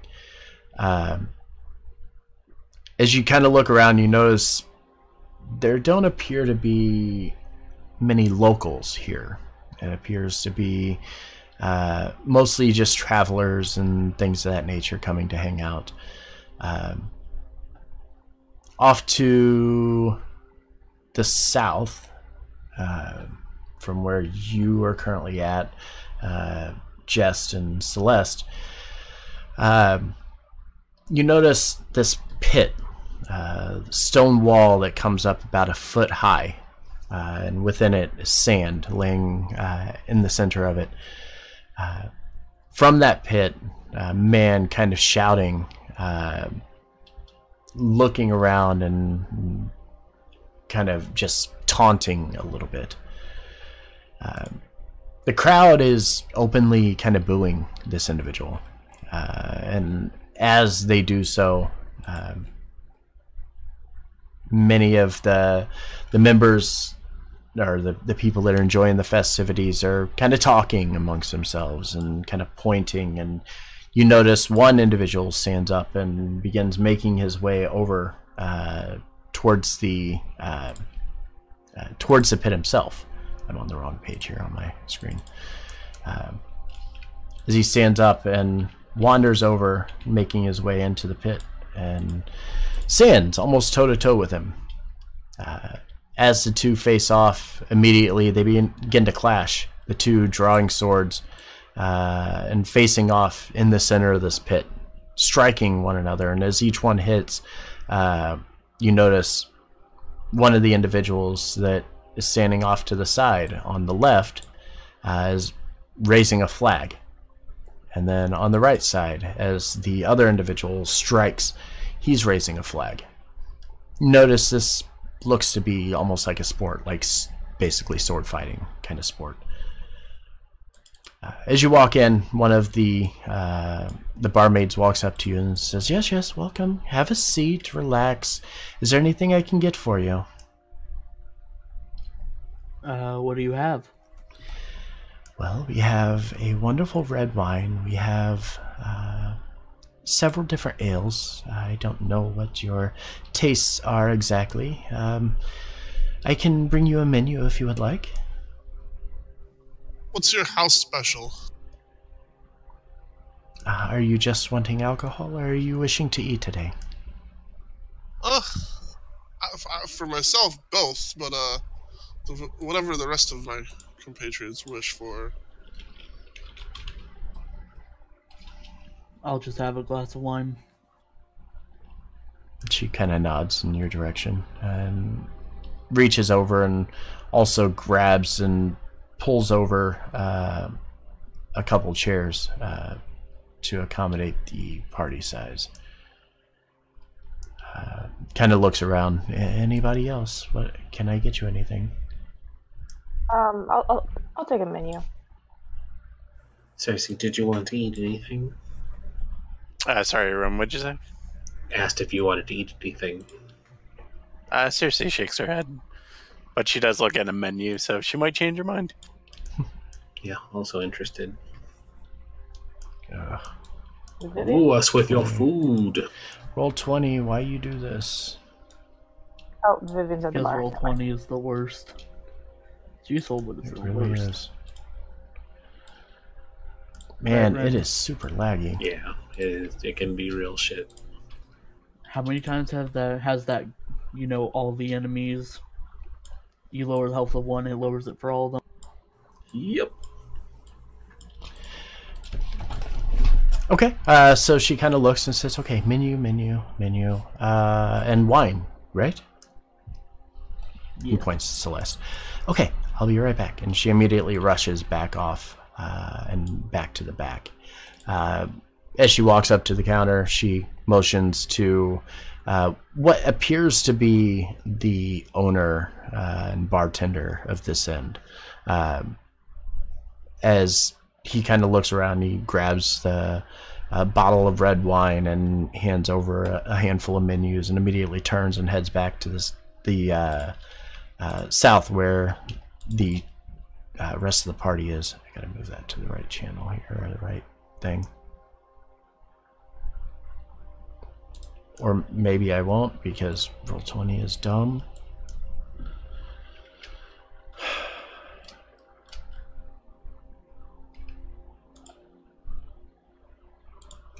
Thank you. So is this sword fighting, is it just kind of like a fencing thing where if you tap someone you get a point, or? Yeah, as you're watching it, you're noticing the two swordsmen that are kind of facing off against one another. As they land a shot, you're noticing there's definitely a pattern to it. If they land a shot and it's completely unmitigated, like if it actually hits like on their chest or on their arm, and they didn't try to brace it with the sword or try to stop it, you're noticing it's counting as a point. You also notice, as you're kind of watching a little closely, the swordsman, which looks pretty similar to a member of Ebon Company. As he swipes, he hits the helmet of the guy. And as he does, the flagman to the left raises up 2 flags, indicating that he got 2 points for it. This Specifically, guy's the only a Evan sword. Company, the one that was goading. Yes, it was. I'm waiting to talk to the bartender. Okay. As you walk up and approach the bartender. Sorry, Spoon was trying to say something right before. Okay. I just want to make sure he was heard. I was just gonna ask if does it look like it's only specifically sword fighting, or is there like any other weapons? That It they is. use? It is absolutely only sword fighting. Damn it! Borrow the short sword. Vivian, as you step up to the bar and try to get the bartender's attention, he stops, takes a look at you, and as he turns around, he's probably in his early 30s. You can definitely tell he's like a hunter. Very strong, kind of hefty build, huge beard, wears very simple clothes that look like they're made from like the pelts of the animals that he's hunted. But other than that, he looks really well groomed. He stops and takes a look at you and kind of smiles and says, yes, what can I get for you? Oh, can I just get an ale? And I was curious as to when the entertainers would begin performing. As you say that, he kind of looks at you and chuckles, and he says, this is the entertainment. Well, part of it anyway. And he reaches over and begins to pour an ale into a tankard for you and places it on the table and says, that'll be 2 copper, please. I only have gold. What's the exchange rate? Your tip is accepted. Thank you. He looks at you and says, you're a very lucky individual that we carry plenty of silver and some copper here as well. He takes it and starts counting out and hands you back 9 silver and counts through and... He can keep the rest of the copper. I don't care. Okay. I don't need copper. And he keeps the copper and kind of thanks you and nods in appreciation for the tip. But I mean, when I say entertainment, I mean bards. I'm looking for bards. He looks at you and says, "You know there are more than just musicians and poets that are part of the bardic colleges, yes?" Yes, I'm aware, but I've been hired to look for storytellers. And I was told that you had some here. He nods and says, "We do. We have our storytellers that perform within this place. Give me a..." No, I'm not going to have you roll for it because you already know. You know that wasn't exactly what Cassius said to you. He actually said, I'm going to pull it up so I can quote it properly, because I don't want to say how he told you.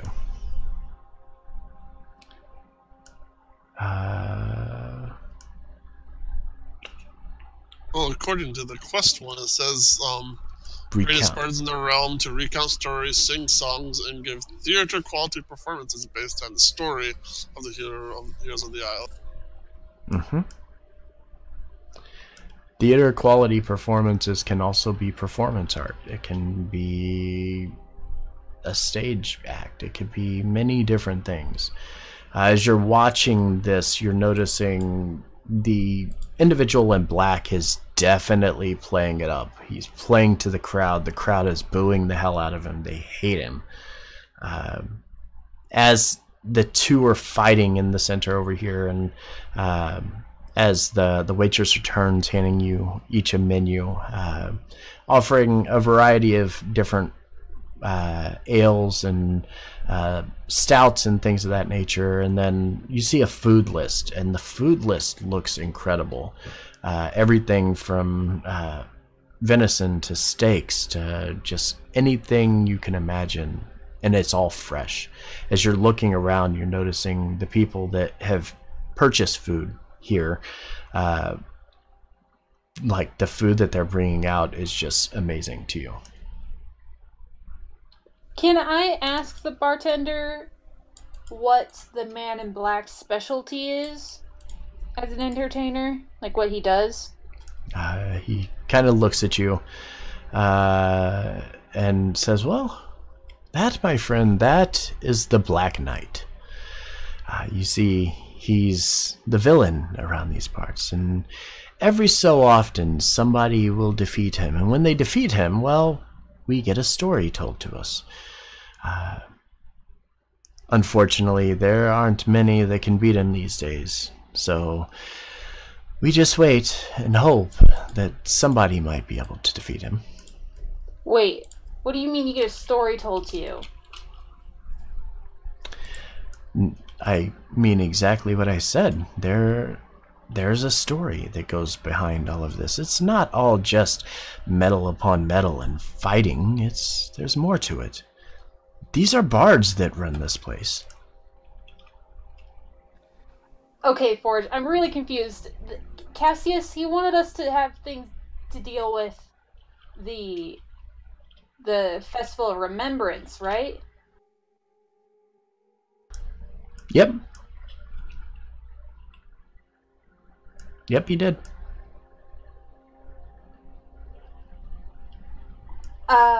Sir, is anyone allowed to challenge the knight?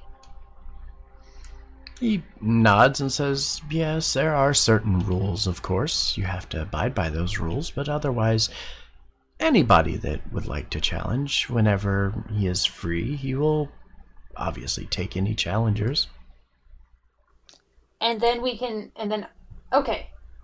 Okay. Awesome. Thank you. I'm gonna go and I'm gonna talk to Calypso. The waitress looking to gather food and drink orders, whatever you guys would like. If you would just like the special for today is a steak and an ale at the moment, and it's only 4 copper. Seems like a steal.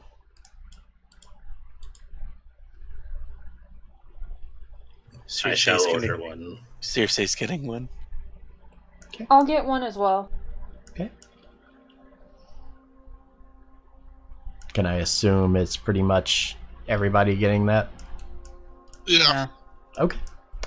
So she nods and takes your orders and rushes back over to get the drink orders sorted out and deliver the note for the food. But about that time, and you turn your attention back over to the south, you watch as this Black Knight, as he was referred to Vivian, is just laying into this challenger, like not even really trying, and just kind of blocking everything that's coming his way.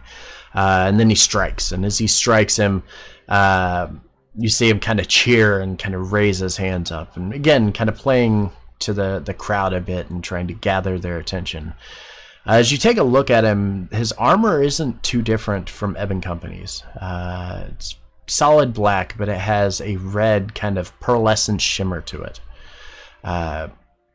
Across the chest, in red, is the crest of the Scarlet Hand.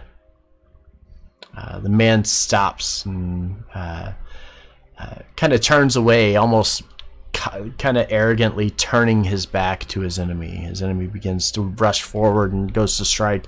He kind of sidesteps and then smacks him on the back of the head. The guy falls to the ground, just running right past him.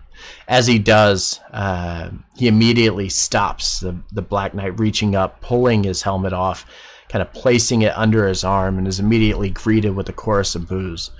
And he shouts, "Behold, again, the Black Knight is victorious against a challenger. Are there really no worthy adversaries here in the Oasis? Or will all of you bend your knee to the Scarlet Hand?" I turn to Calypso, and I tell her how if someone defeats the Black Knight, we get told a story, and that storyteller might be who we're looking for the festival for Cassius. So someone here needs to fight and beat the Black Knight, and it's not going to be me.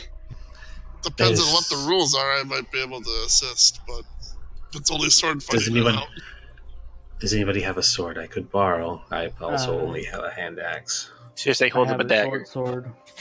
I'll take a short sword. I'll pass off my extra short sword. You also get the impression that if you're wanting to participate, they're not going to make you just wander in there without a weapon to use. So, if they can provide a long sword, then I'll. Calypso's going to be on her feet, and she's like, "I'll challenge you." As you say that, the Black Knight kind of grins and just plops his helmet back down on his head. He steps back to the side and kind of motions for you to come over there, and again begins taunting. You hear kind of a mixed reaction, individuals in the crowd cheering for you as you say you're going to go up there and fight him. And then as soon as the Black Knight begins to taunt and play to the crowd, they immediately begin booing him again. You make your way in and step within the pit. As you do, the Black Knight begins to inform you of the rules of combat. Or I will inform you of the rules of combat. There are no rules. Surprise attack! Are they providing a sword, or should I just use the short sword? They will provide the sword. And as you walk up, you see on the back side of the wall here, there are just over a dozen swords just kind of lined up.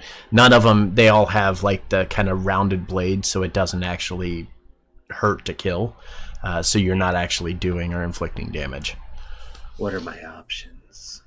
So as you walk up and reach down and you look over the swords, and they all look pretty much the same, just almost like training swords.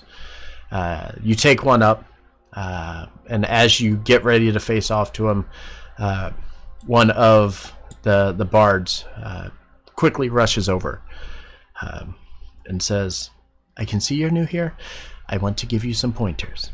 You can do one of two things. You can attack, or you can dodge. Either one is fine, but that's all you can do.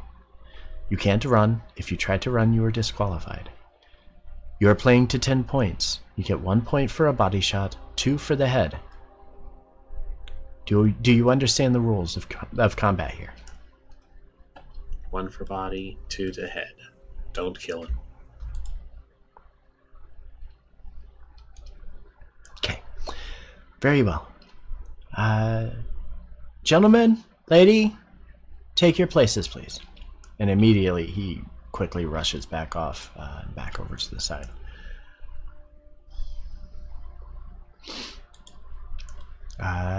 As you guys begin to prepare for this fight, you notice that the barmaid has walked back, placing all the drinks on the table, and looks up and sees Calypso in the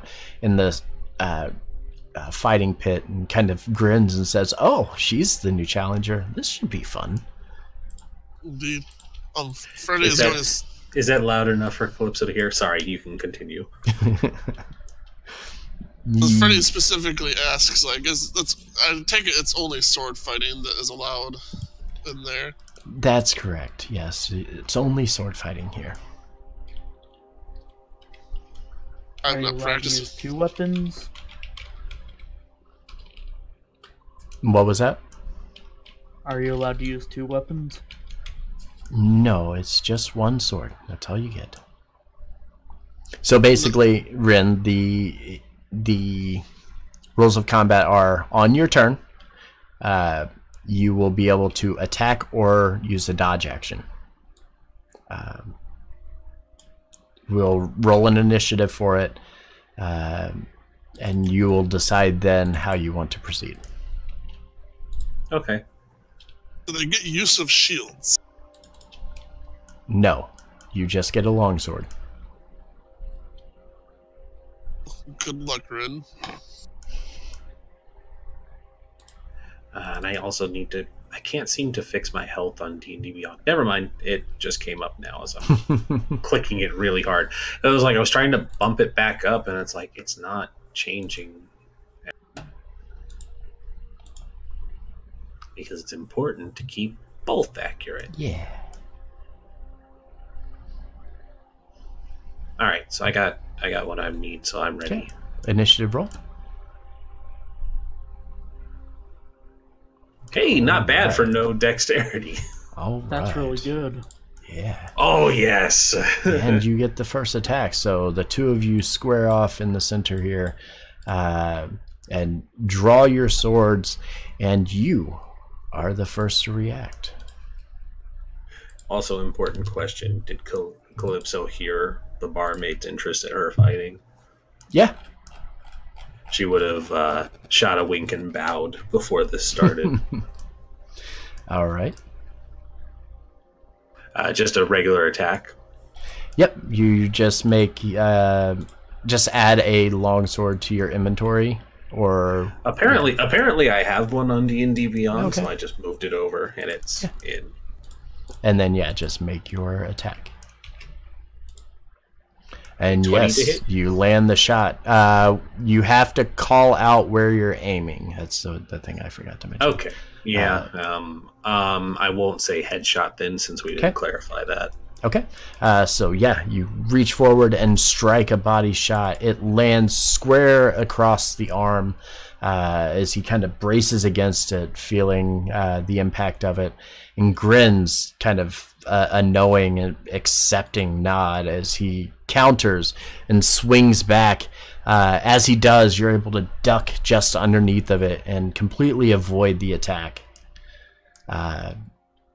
It is now top of the turn order, and you are up again. So what exactly is the Scarlet Hand? She's going to start talking while fighting him. Oh, sorry, headshot. And you swipe, and he ducks, lowering his head. And as he does, he kind of stabs forward, pushing the sword towards you, but you're able to sidestep once again, trying to keep on your feet and move out of the way. Point total is currently 1-0 in your favor, Calypso. Another body shot. Keep going. Okay. Unfortunately, he reaches up, takes the long sword, bats your sword away, and immediately swipes back once again, attempting to land his. This time it is going to connect as he swings towards your shoulder and makes a quick impact with you. Oof, not bad, not bad. Headshot. Okay. Oh, come on, dice. As you do, he sidesteps, ducking out of the way. And then as he sidesteps, almost like a backhanded swipe, brings the sword across to your head. 17.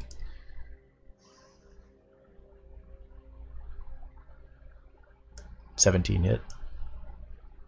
Sorry, I'm not pressing my push to talk. Oh. Shield is not counted, right? Correct. Okay, so yeah, 16.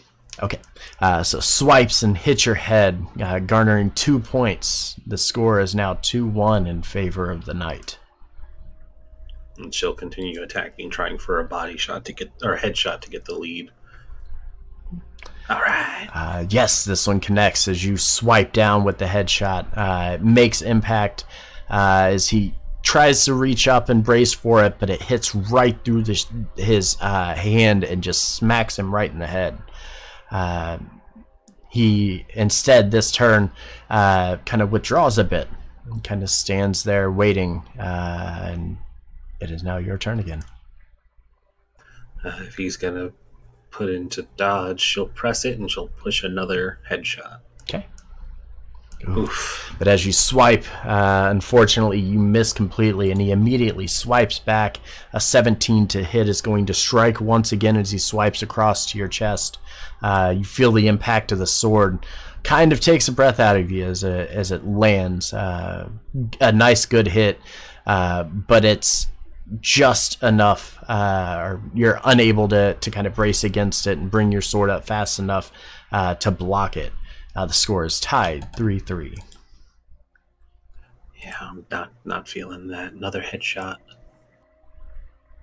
Mother freaking dice! Come on. Unfortunately, this is an Arcs game. Unfortunately, you swipe down with the headshot, and he again kind of parries it just a little bit, and then retaliates. But unfortunately, he falls a little sideways as his foot slips in the sand. First actual mistake that you've seen him make as he swipes going for this headshot. Take advantage of that. Swing for another head. Why is the right side? It's on the wrong side. Why is the right side always the one rolling high? And you swipe back, attempting to hit him, unable to connect. He swipes again, aiming for your shoulder, and makes solid contact with it. The score now 4-3 in favor of the Black Knight. Yeah, I can't let that happen. I'm gonna keep pressing that headshot. And he sidesteps, stepping out of the way once again. Again, holds an action and waits for your next attack as he raises his sword a little higher.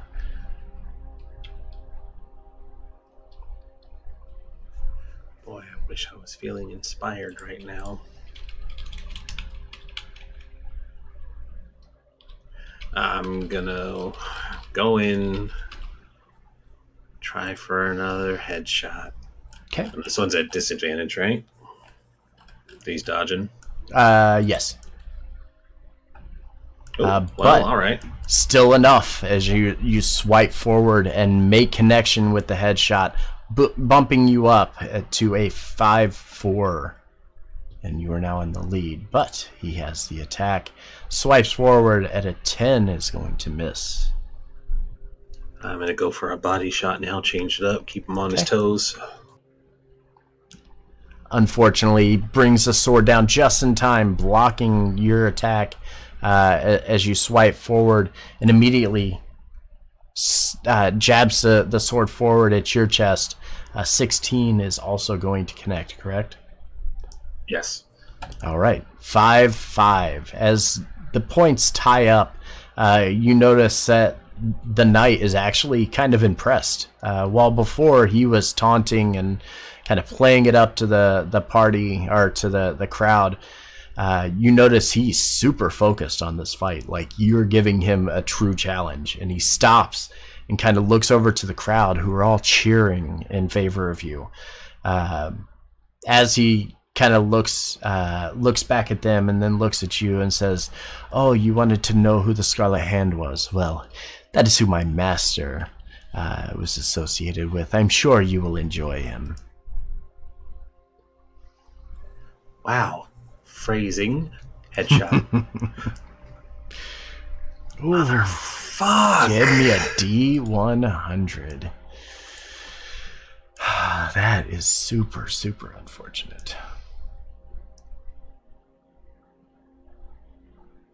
Where is my list?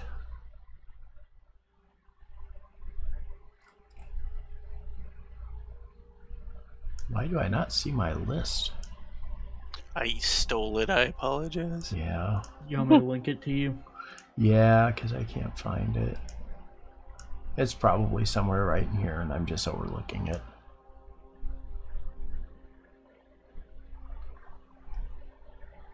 Thank you.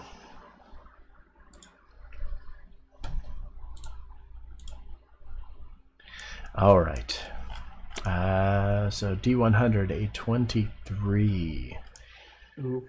Ooh, that's unfortunate. As you swipe forward for your attack, you begin to lose your footing, and as you do, you fall prone. That sucks. And you are knocked prone. You still have a hold of your weapon, however, but you are prone. But because you are prone, he is going to swipe down at you, and you're able to dodge and roll out of the way.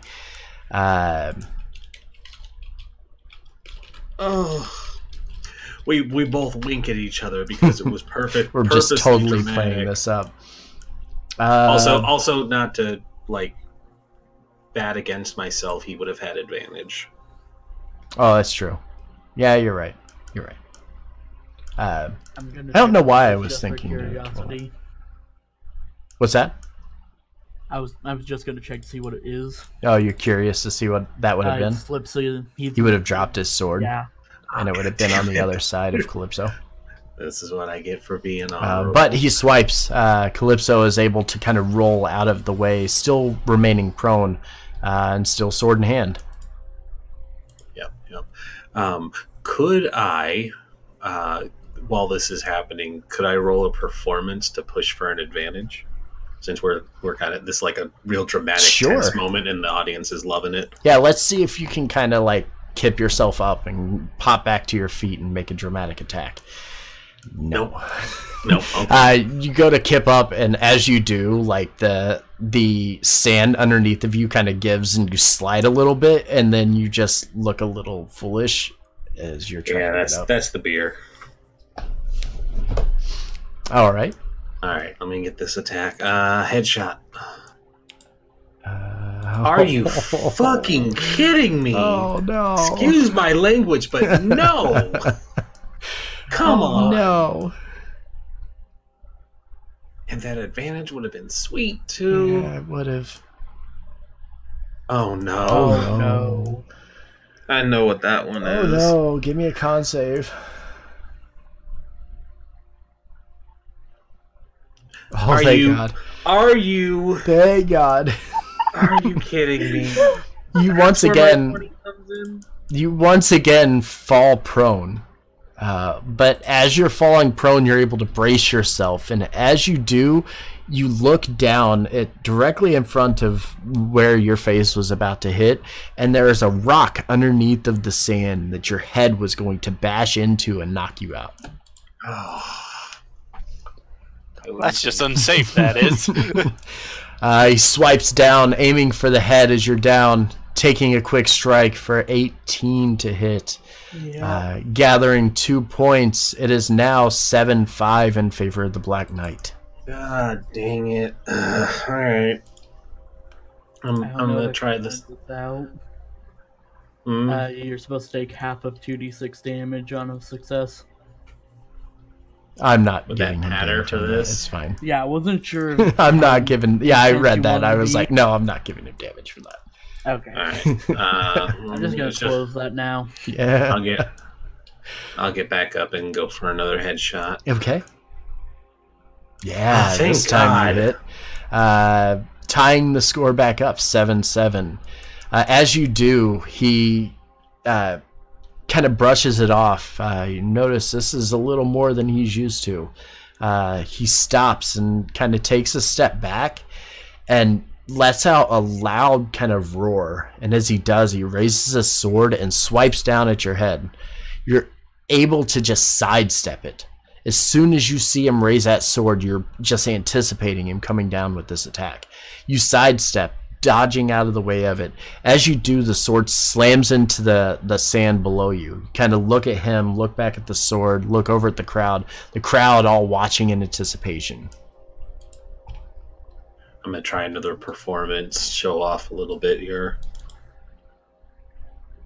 Are you? Nope. It's the same. It's the Same same thing. number. Come on. Nope. I'm a Guess I'm standing charisma right. character. Okay, headshot. Headshot. Oof. Why If is it always the only- right side? Why is it always the right side? And had that performance succeeded, you would have had the right side on that one. That makes it even more frustrating. I know, right? So go to kind of taunt and cheer a little bit and show off to the crowd. The crowd kind of looks at you, still cheering, but just like, that was awkward. Yeah, it's The not knight good. swipes back, aiming for your chest, connecting, making the score 8-7. Yeah, I gotta keep that lead. I'm gonna take another headshot if I can. Okay.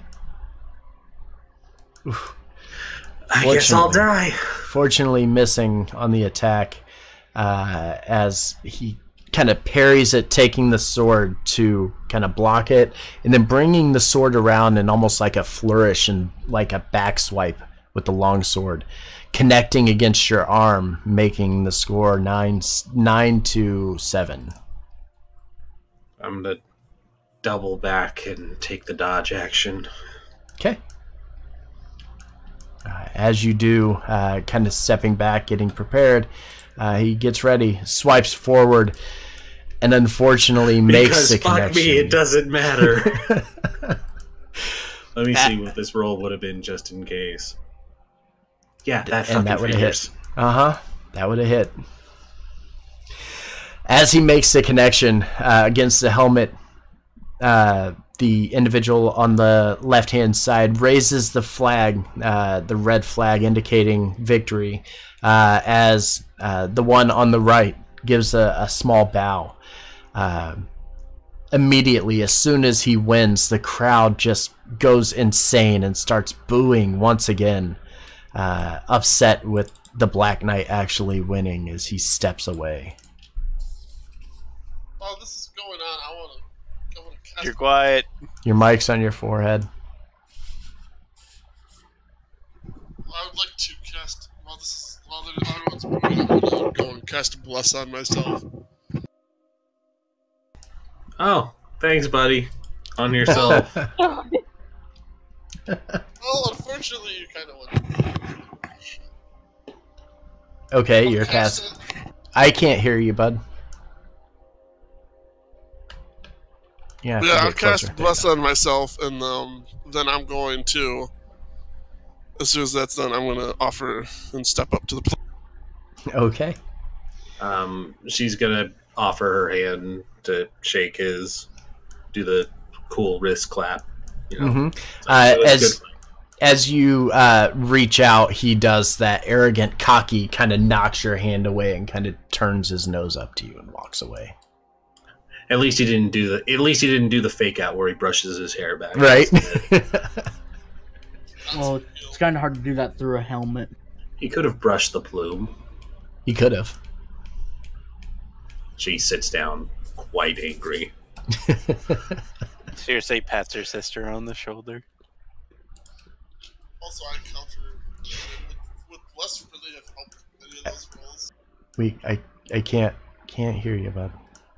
You are really quiet, Spoon. You keep moving completely away from your mic, and we can't hear you at all. And yeah, I had a couple of 17s that weren't connecting. I had two 17s that didn't. It would have helped there. And now that's a 13. So it's like 2 shots definitely would have helped push that over. Oh, yeah. Otherwise, no. But the 2 shots would have been great. Because, yeah, everything else would have fell under. It was just, I needed 1 point. You needed 1 point. Oh, sorry.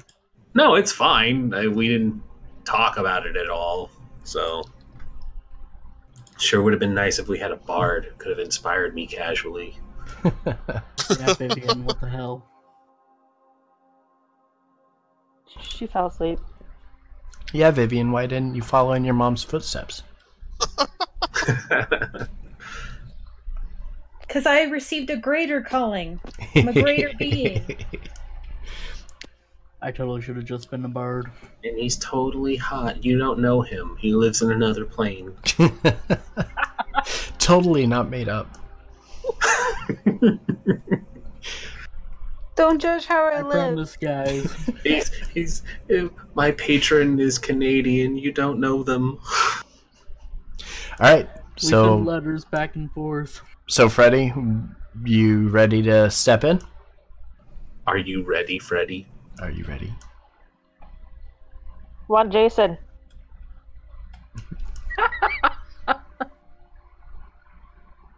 Yep, I'm ready now that Bless is up. Okay. Just gonna add a long sword to my inventory real quick to give myself the option so I can just roll it for my.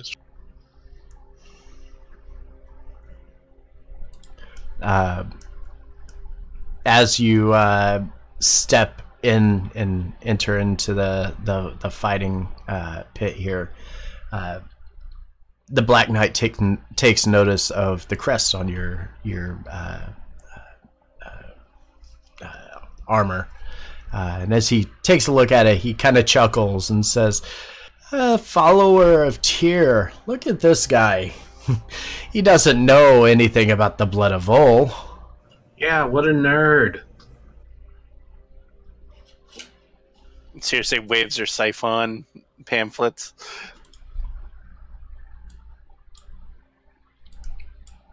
Okay. I'll play it up and be like, don't need to know anything about your god to know that you're a villain. Have at it. Technically, he's a heel. He's a heel. They call that heel in the business. Okay, thank you. They really do. So go ahead and give me your initiative roll. Oof. Freddy is clearly. Oh, you the didn't babyface. click on your token. One sec. Oof, that 3. Yep. I thought Calypso had the worst initiative. I rolled higher than him. Mm-hmm. I meant bonus, but. Oh, you meant in general? No. All I right. have a negative. So with that, the two square off. And it only takes but a second for the knight to go for a headshot and immediately landing it. That's disrespect right there. Yeah, it's a heel move. You attack before the other party's ready. What a Freddie, jerk. what are you doing? I'll respond in kind with the headshot. Okay.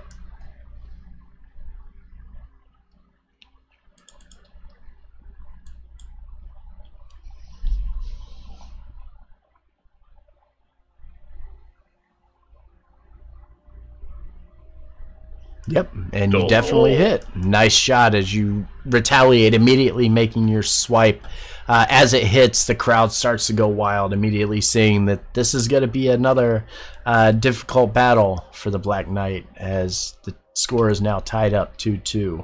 Another headshot coming your way with a 21 that lands perfectly, aiming with intent, just wanting to chop you down immediately.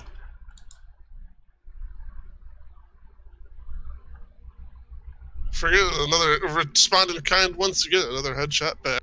Okay.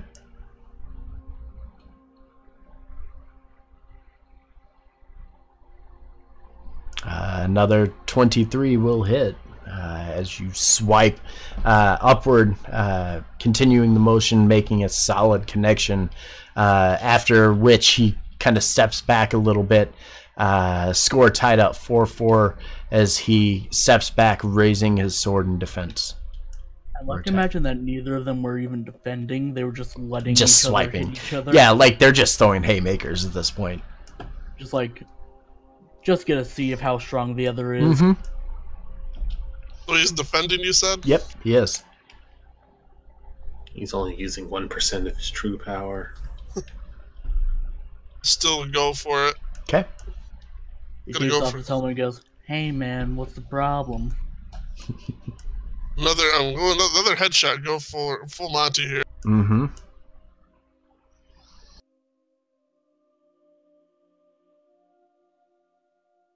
Ooh. You're double clicking on the thing. It's making it pop up. I don't know twice. why. That's weird. Yeah, it's super weird. Go ahead and give me a D100 roll.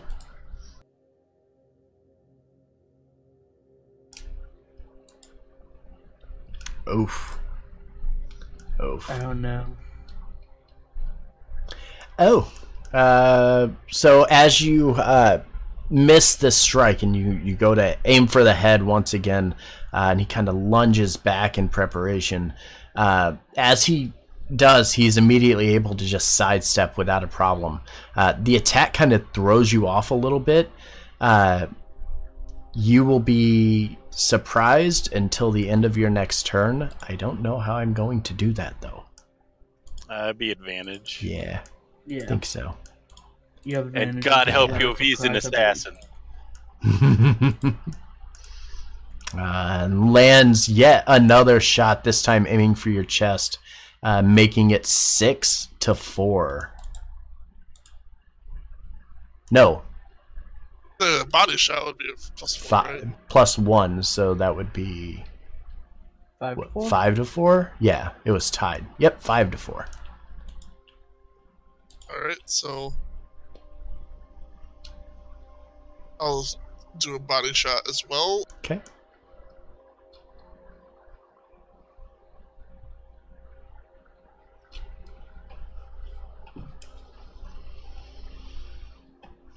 Unfortunately, as you swipe forward, he takes his longsword, bracing against it, grabbing onto the blade and pressing it to almost kind of block as you swipe into him. He then immediately releases, aiming for the head with an 18 to hit. Goodness gracious.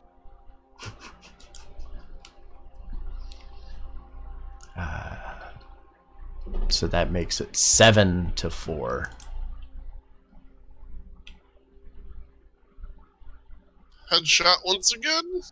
Yay. Come on. You need more help from that.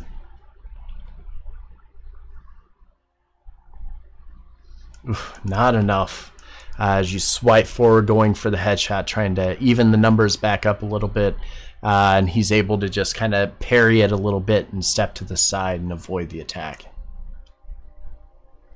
He will once again take the dodge action.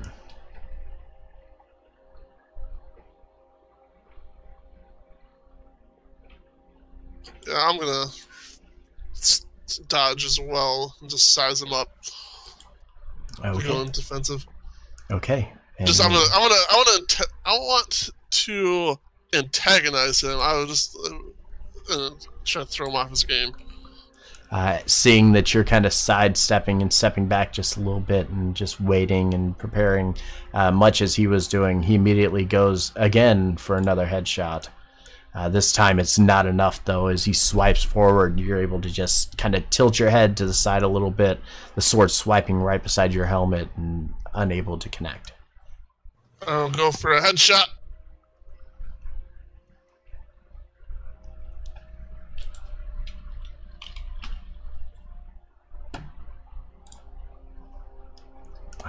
Does not connect. An 18? You don't have advantage. No, I rolled a d4 for my, because I have Oh, plus up. then yes, it does connect. This is AC. I had a 16 last time. His AC is 17 or 18. I was 18.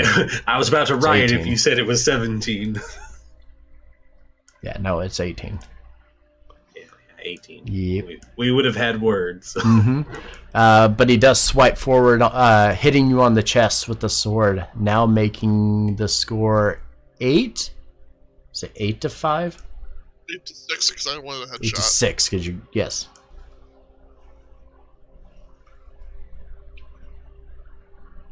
Alright, well, I'm gonna go for it again because another headshot, Mm-hmm. Is the AC lower for a body shot or? I don't know. Oh, whatever. I already declared it, so YOLO.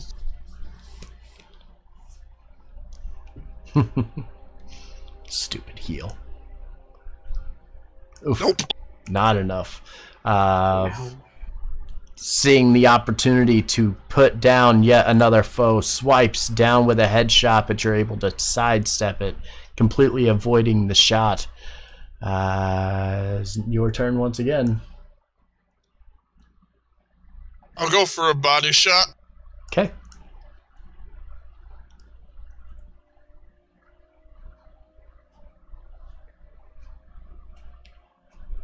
Just short as you swipe forward, unable to gain purchase on the attack, as he lowers the sword and bats it away just a little bit.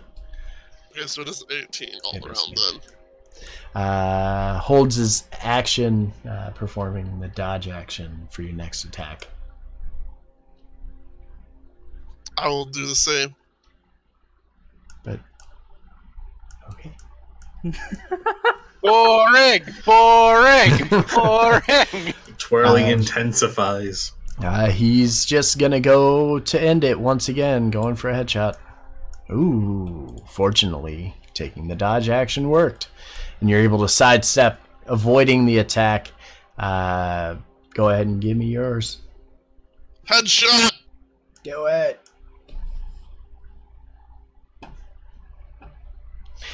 Boring, keep fighting. Yeah. Whoa. The hell was that? Did Spoon just die? Yes. Makes that 8 to 8. Dun dun dun. Dun dun dun. The knight will go for a body shot. Unfortunately, misses the attack. Headshot again?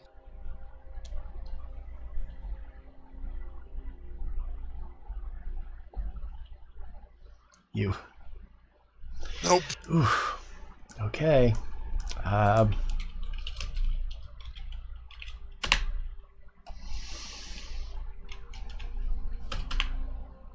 Yeah.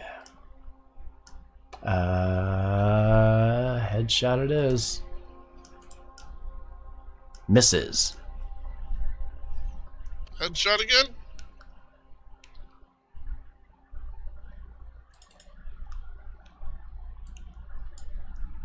Starting off good. Still not enough. I swear I'm only clicking once. Body shot. 15. Oh, it was AC 16 without my shield. All right. So able to step out of the way or kind of lower your sword to block it as it was coming forward towards you. Boo.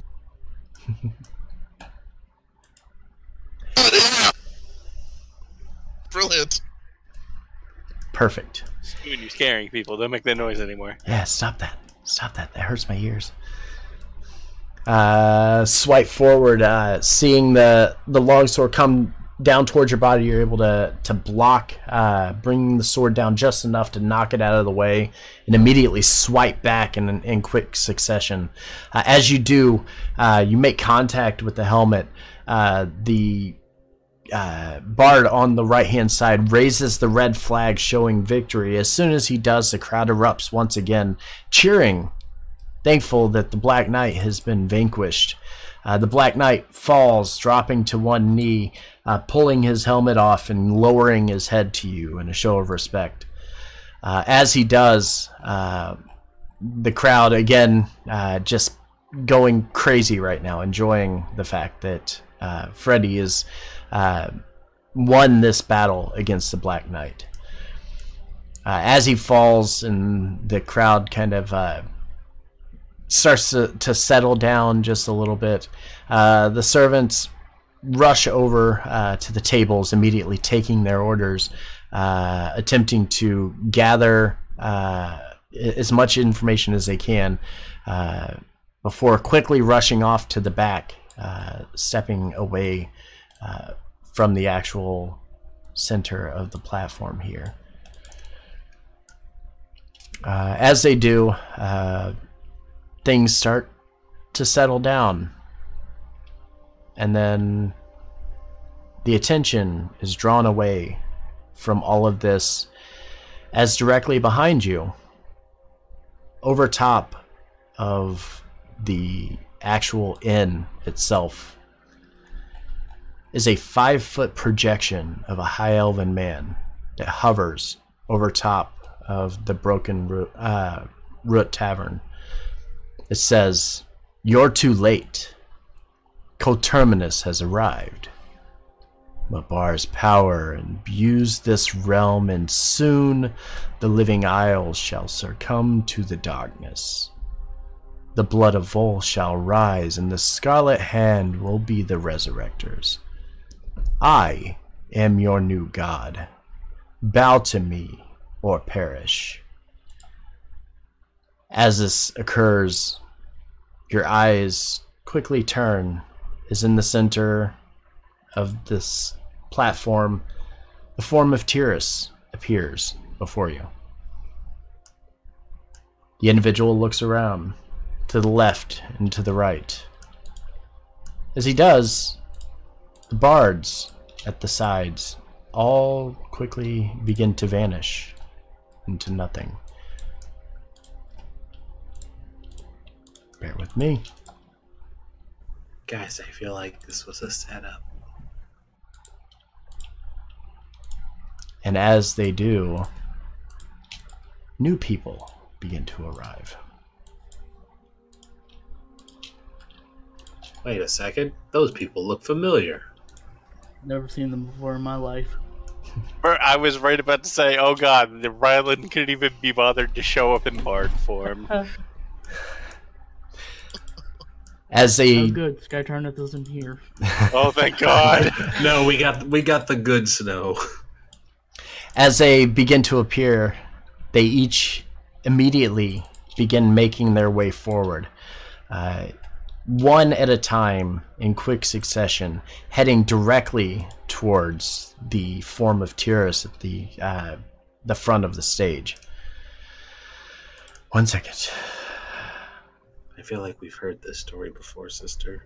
You might have heard this story before.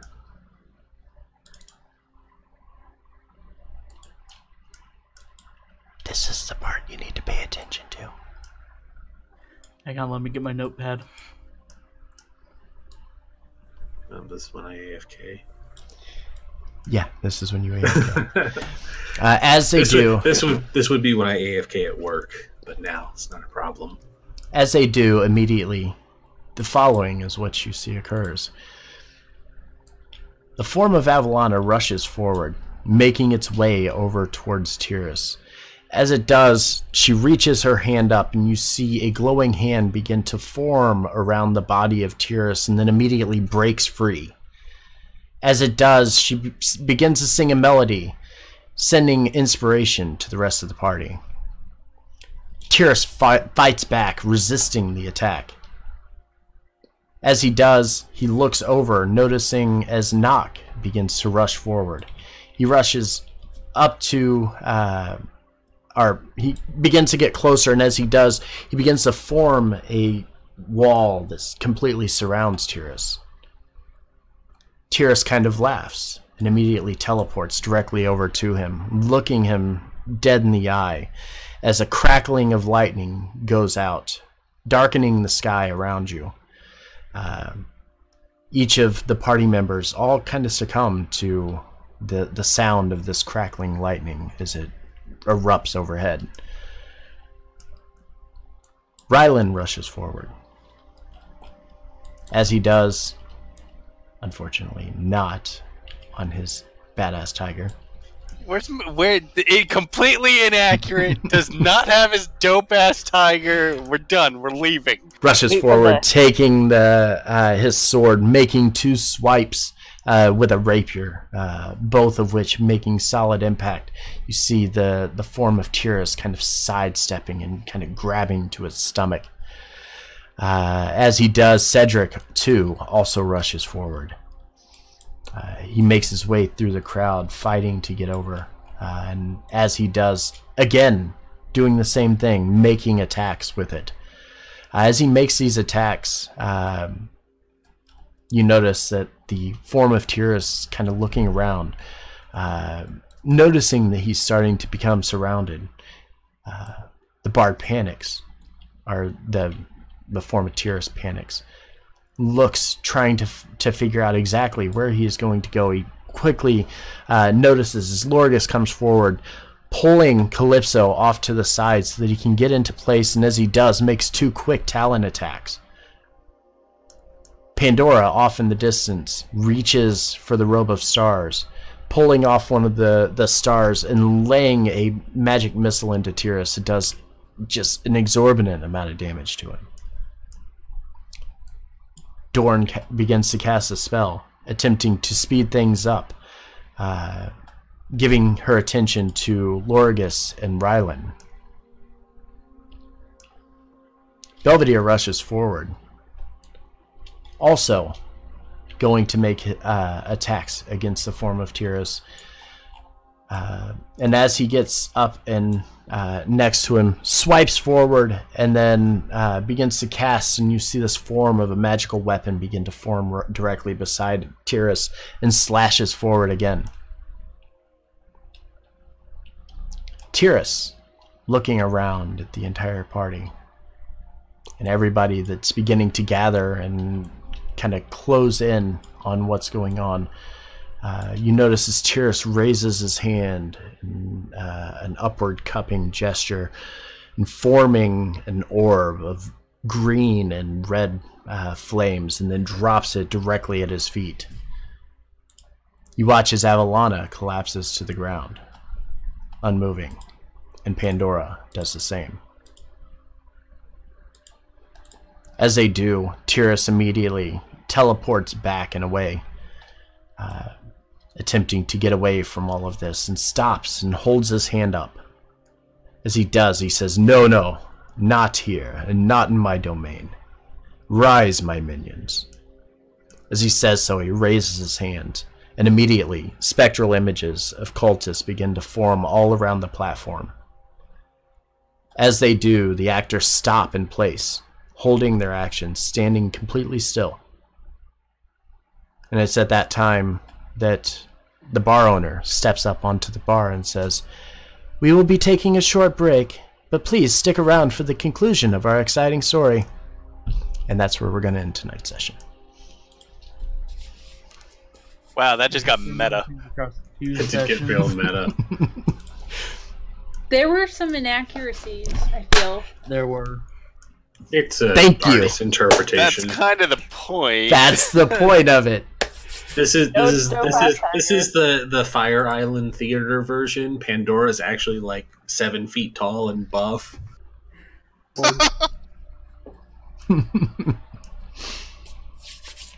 Awesome. I'm glad you said that, because that makes me feel a little better. Because I was like, I wonder if it's like obscure enough. Like, are they gonna catch it? Oh yeah. I mean Avalana probably told them how it happened in excruciating detail, and they're like, "We can trim this down to keep it under 3 hours." I mean, right away, Avalana running up and attacking Kai, that's just completely inaccurate. She ran up and was like, I'll be friends, yay! But let's be real, if Avalana was the one who told these other bards, True. She would have been like, I was the most heroic who charged in. There were also other inaccuracies to it. Well, yeah, because Ryland's the only one who died. So. The Robostars did not get used because of anti-magic. And the monk, he was hasted, so he was like waylaid. Mm-hmm. We missed the most important part. Was Belvedere's sword on fire? Also, all the running. So much running. All the constant back and forth. And I want to see like Pandora in the background with her arms up in the air, just like what the hell, because she can't do anything. I saw her in the back for a while, and I was like, "Oh no, this is accurate." She's just back there, not able to do anything. It's like she's not able to jump in on this. All right, I'm gonna end stream and I'll be right back. All right.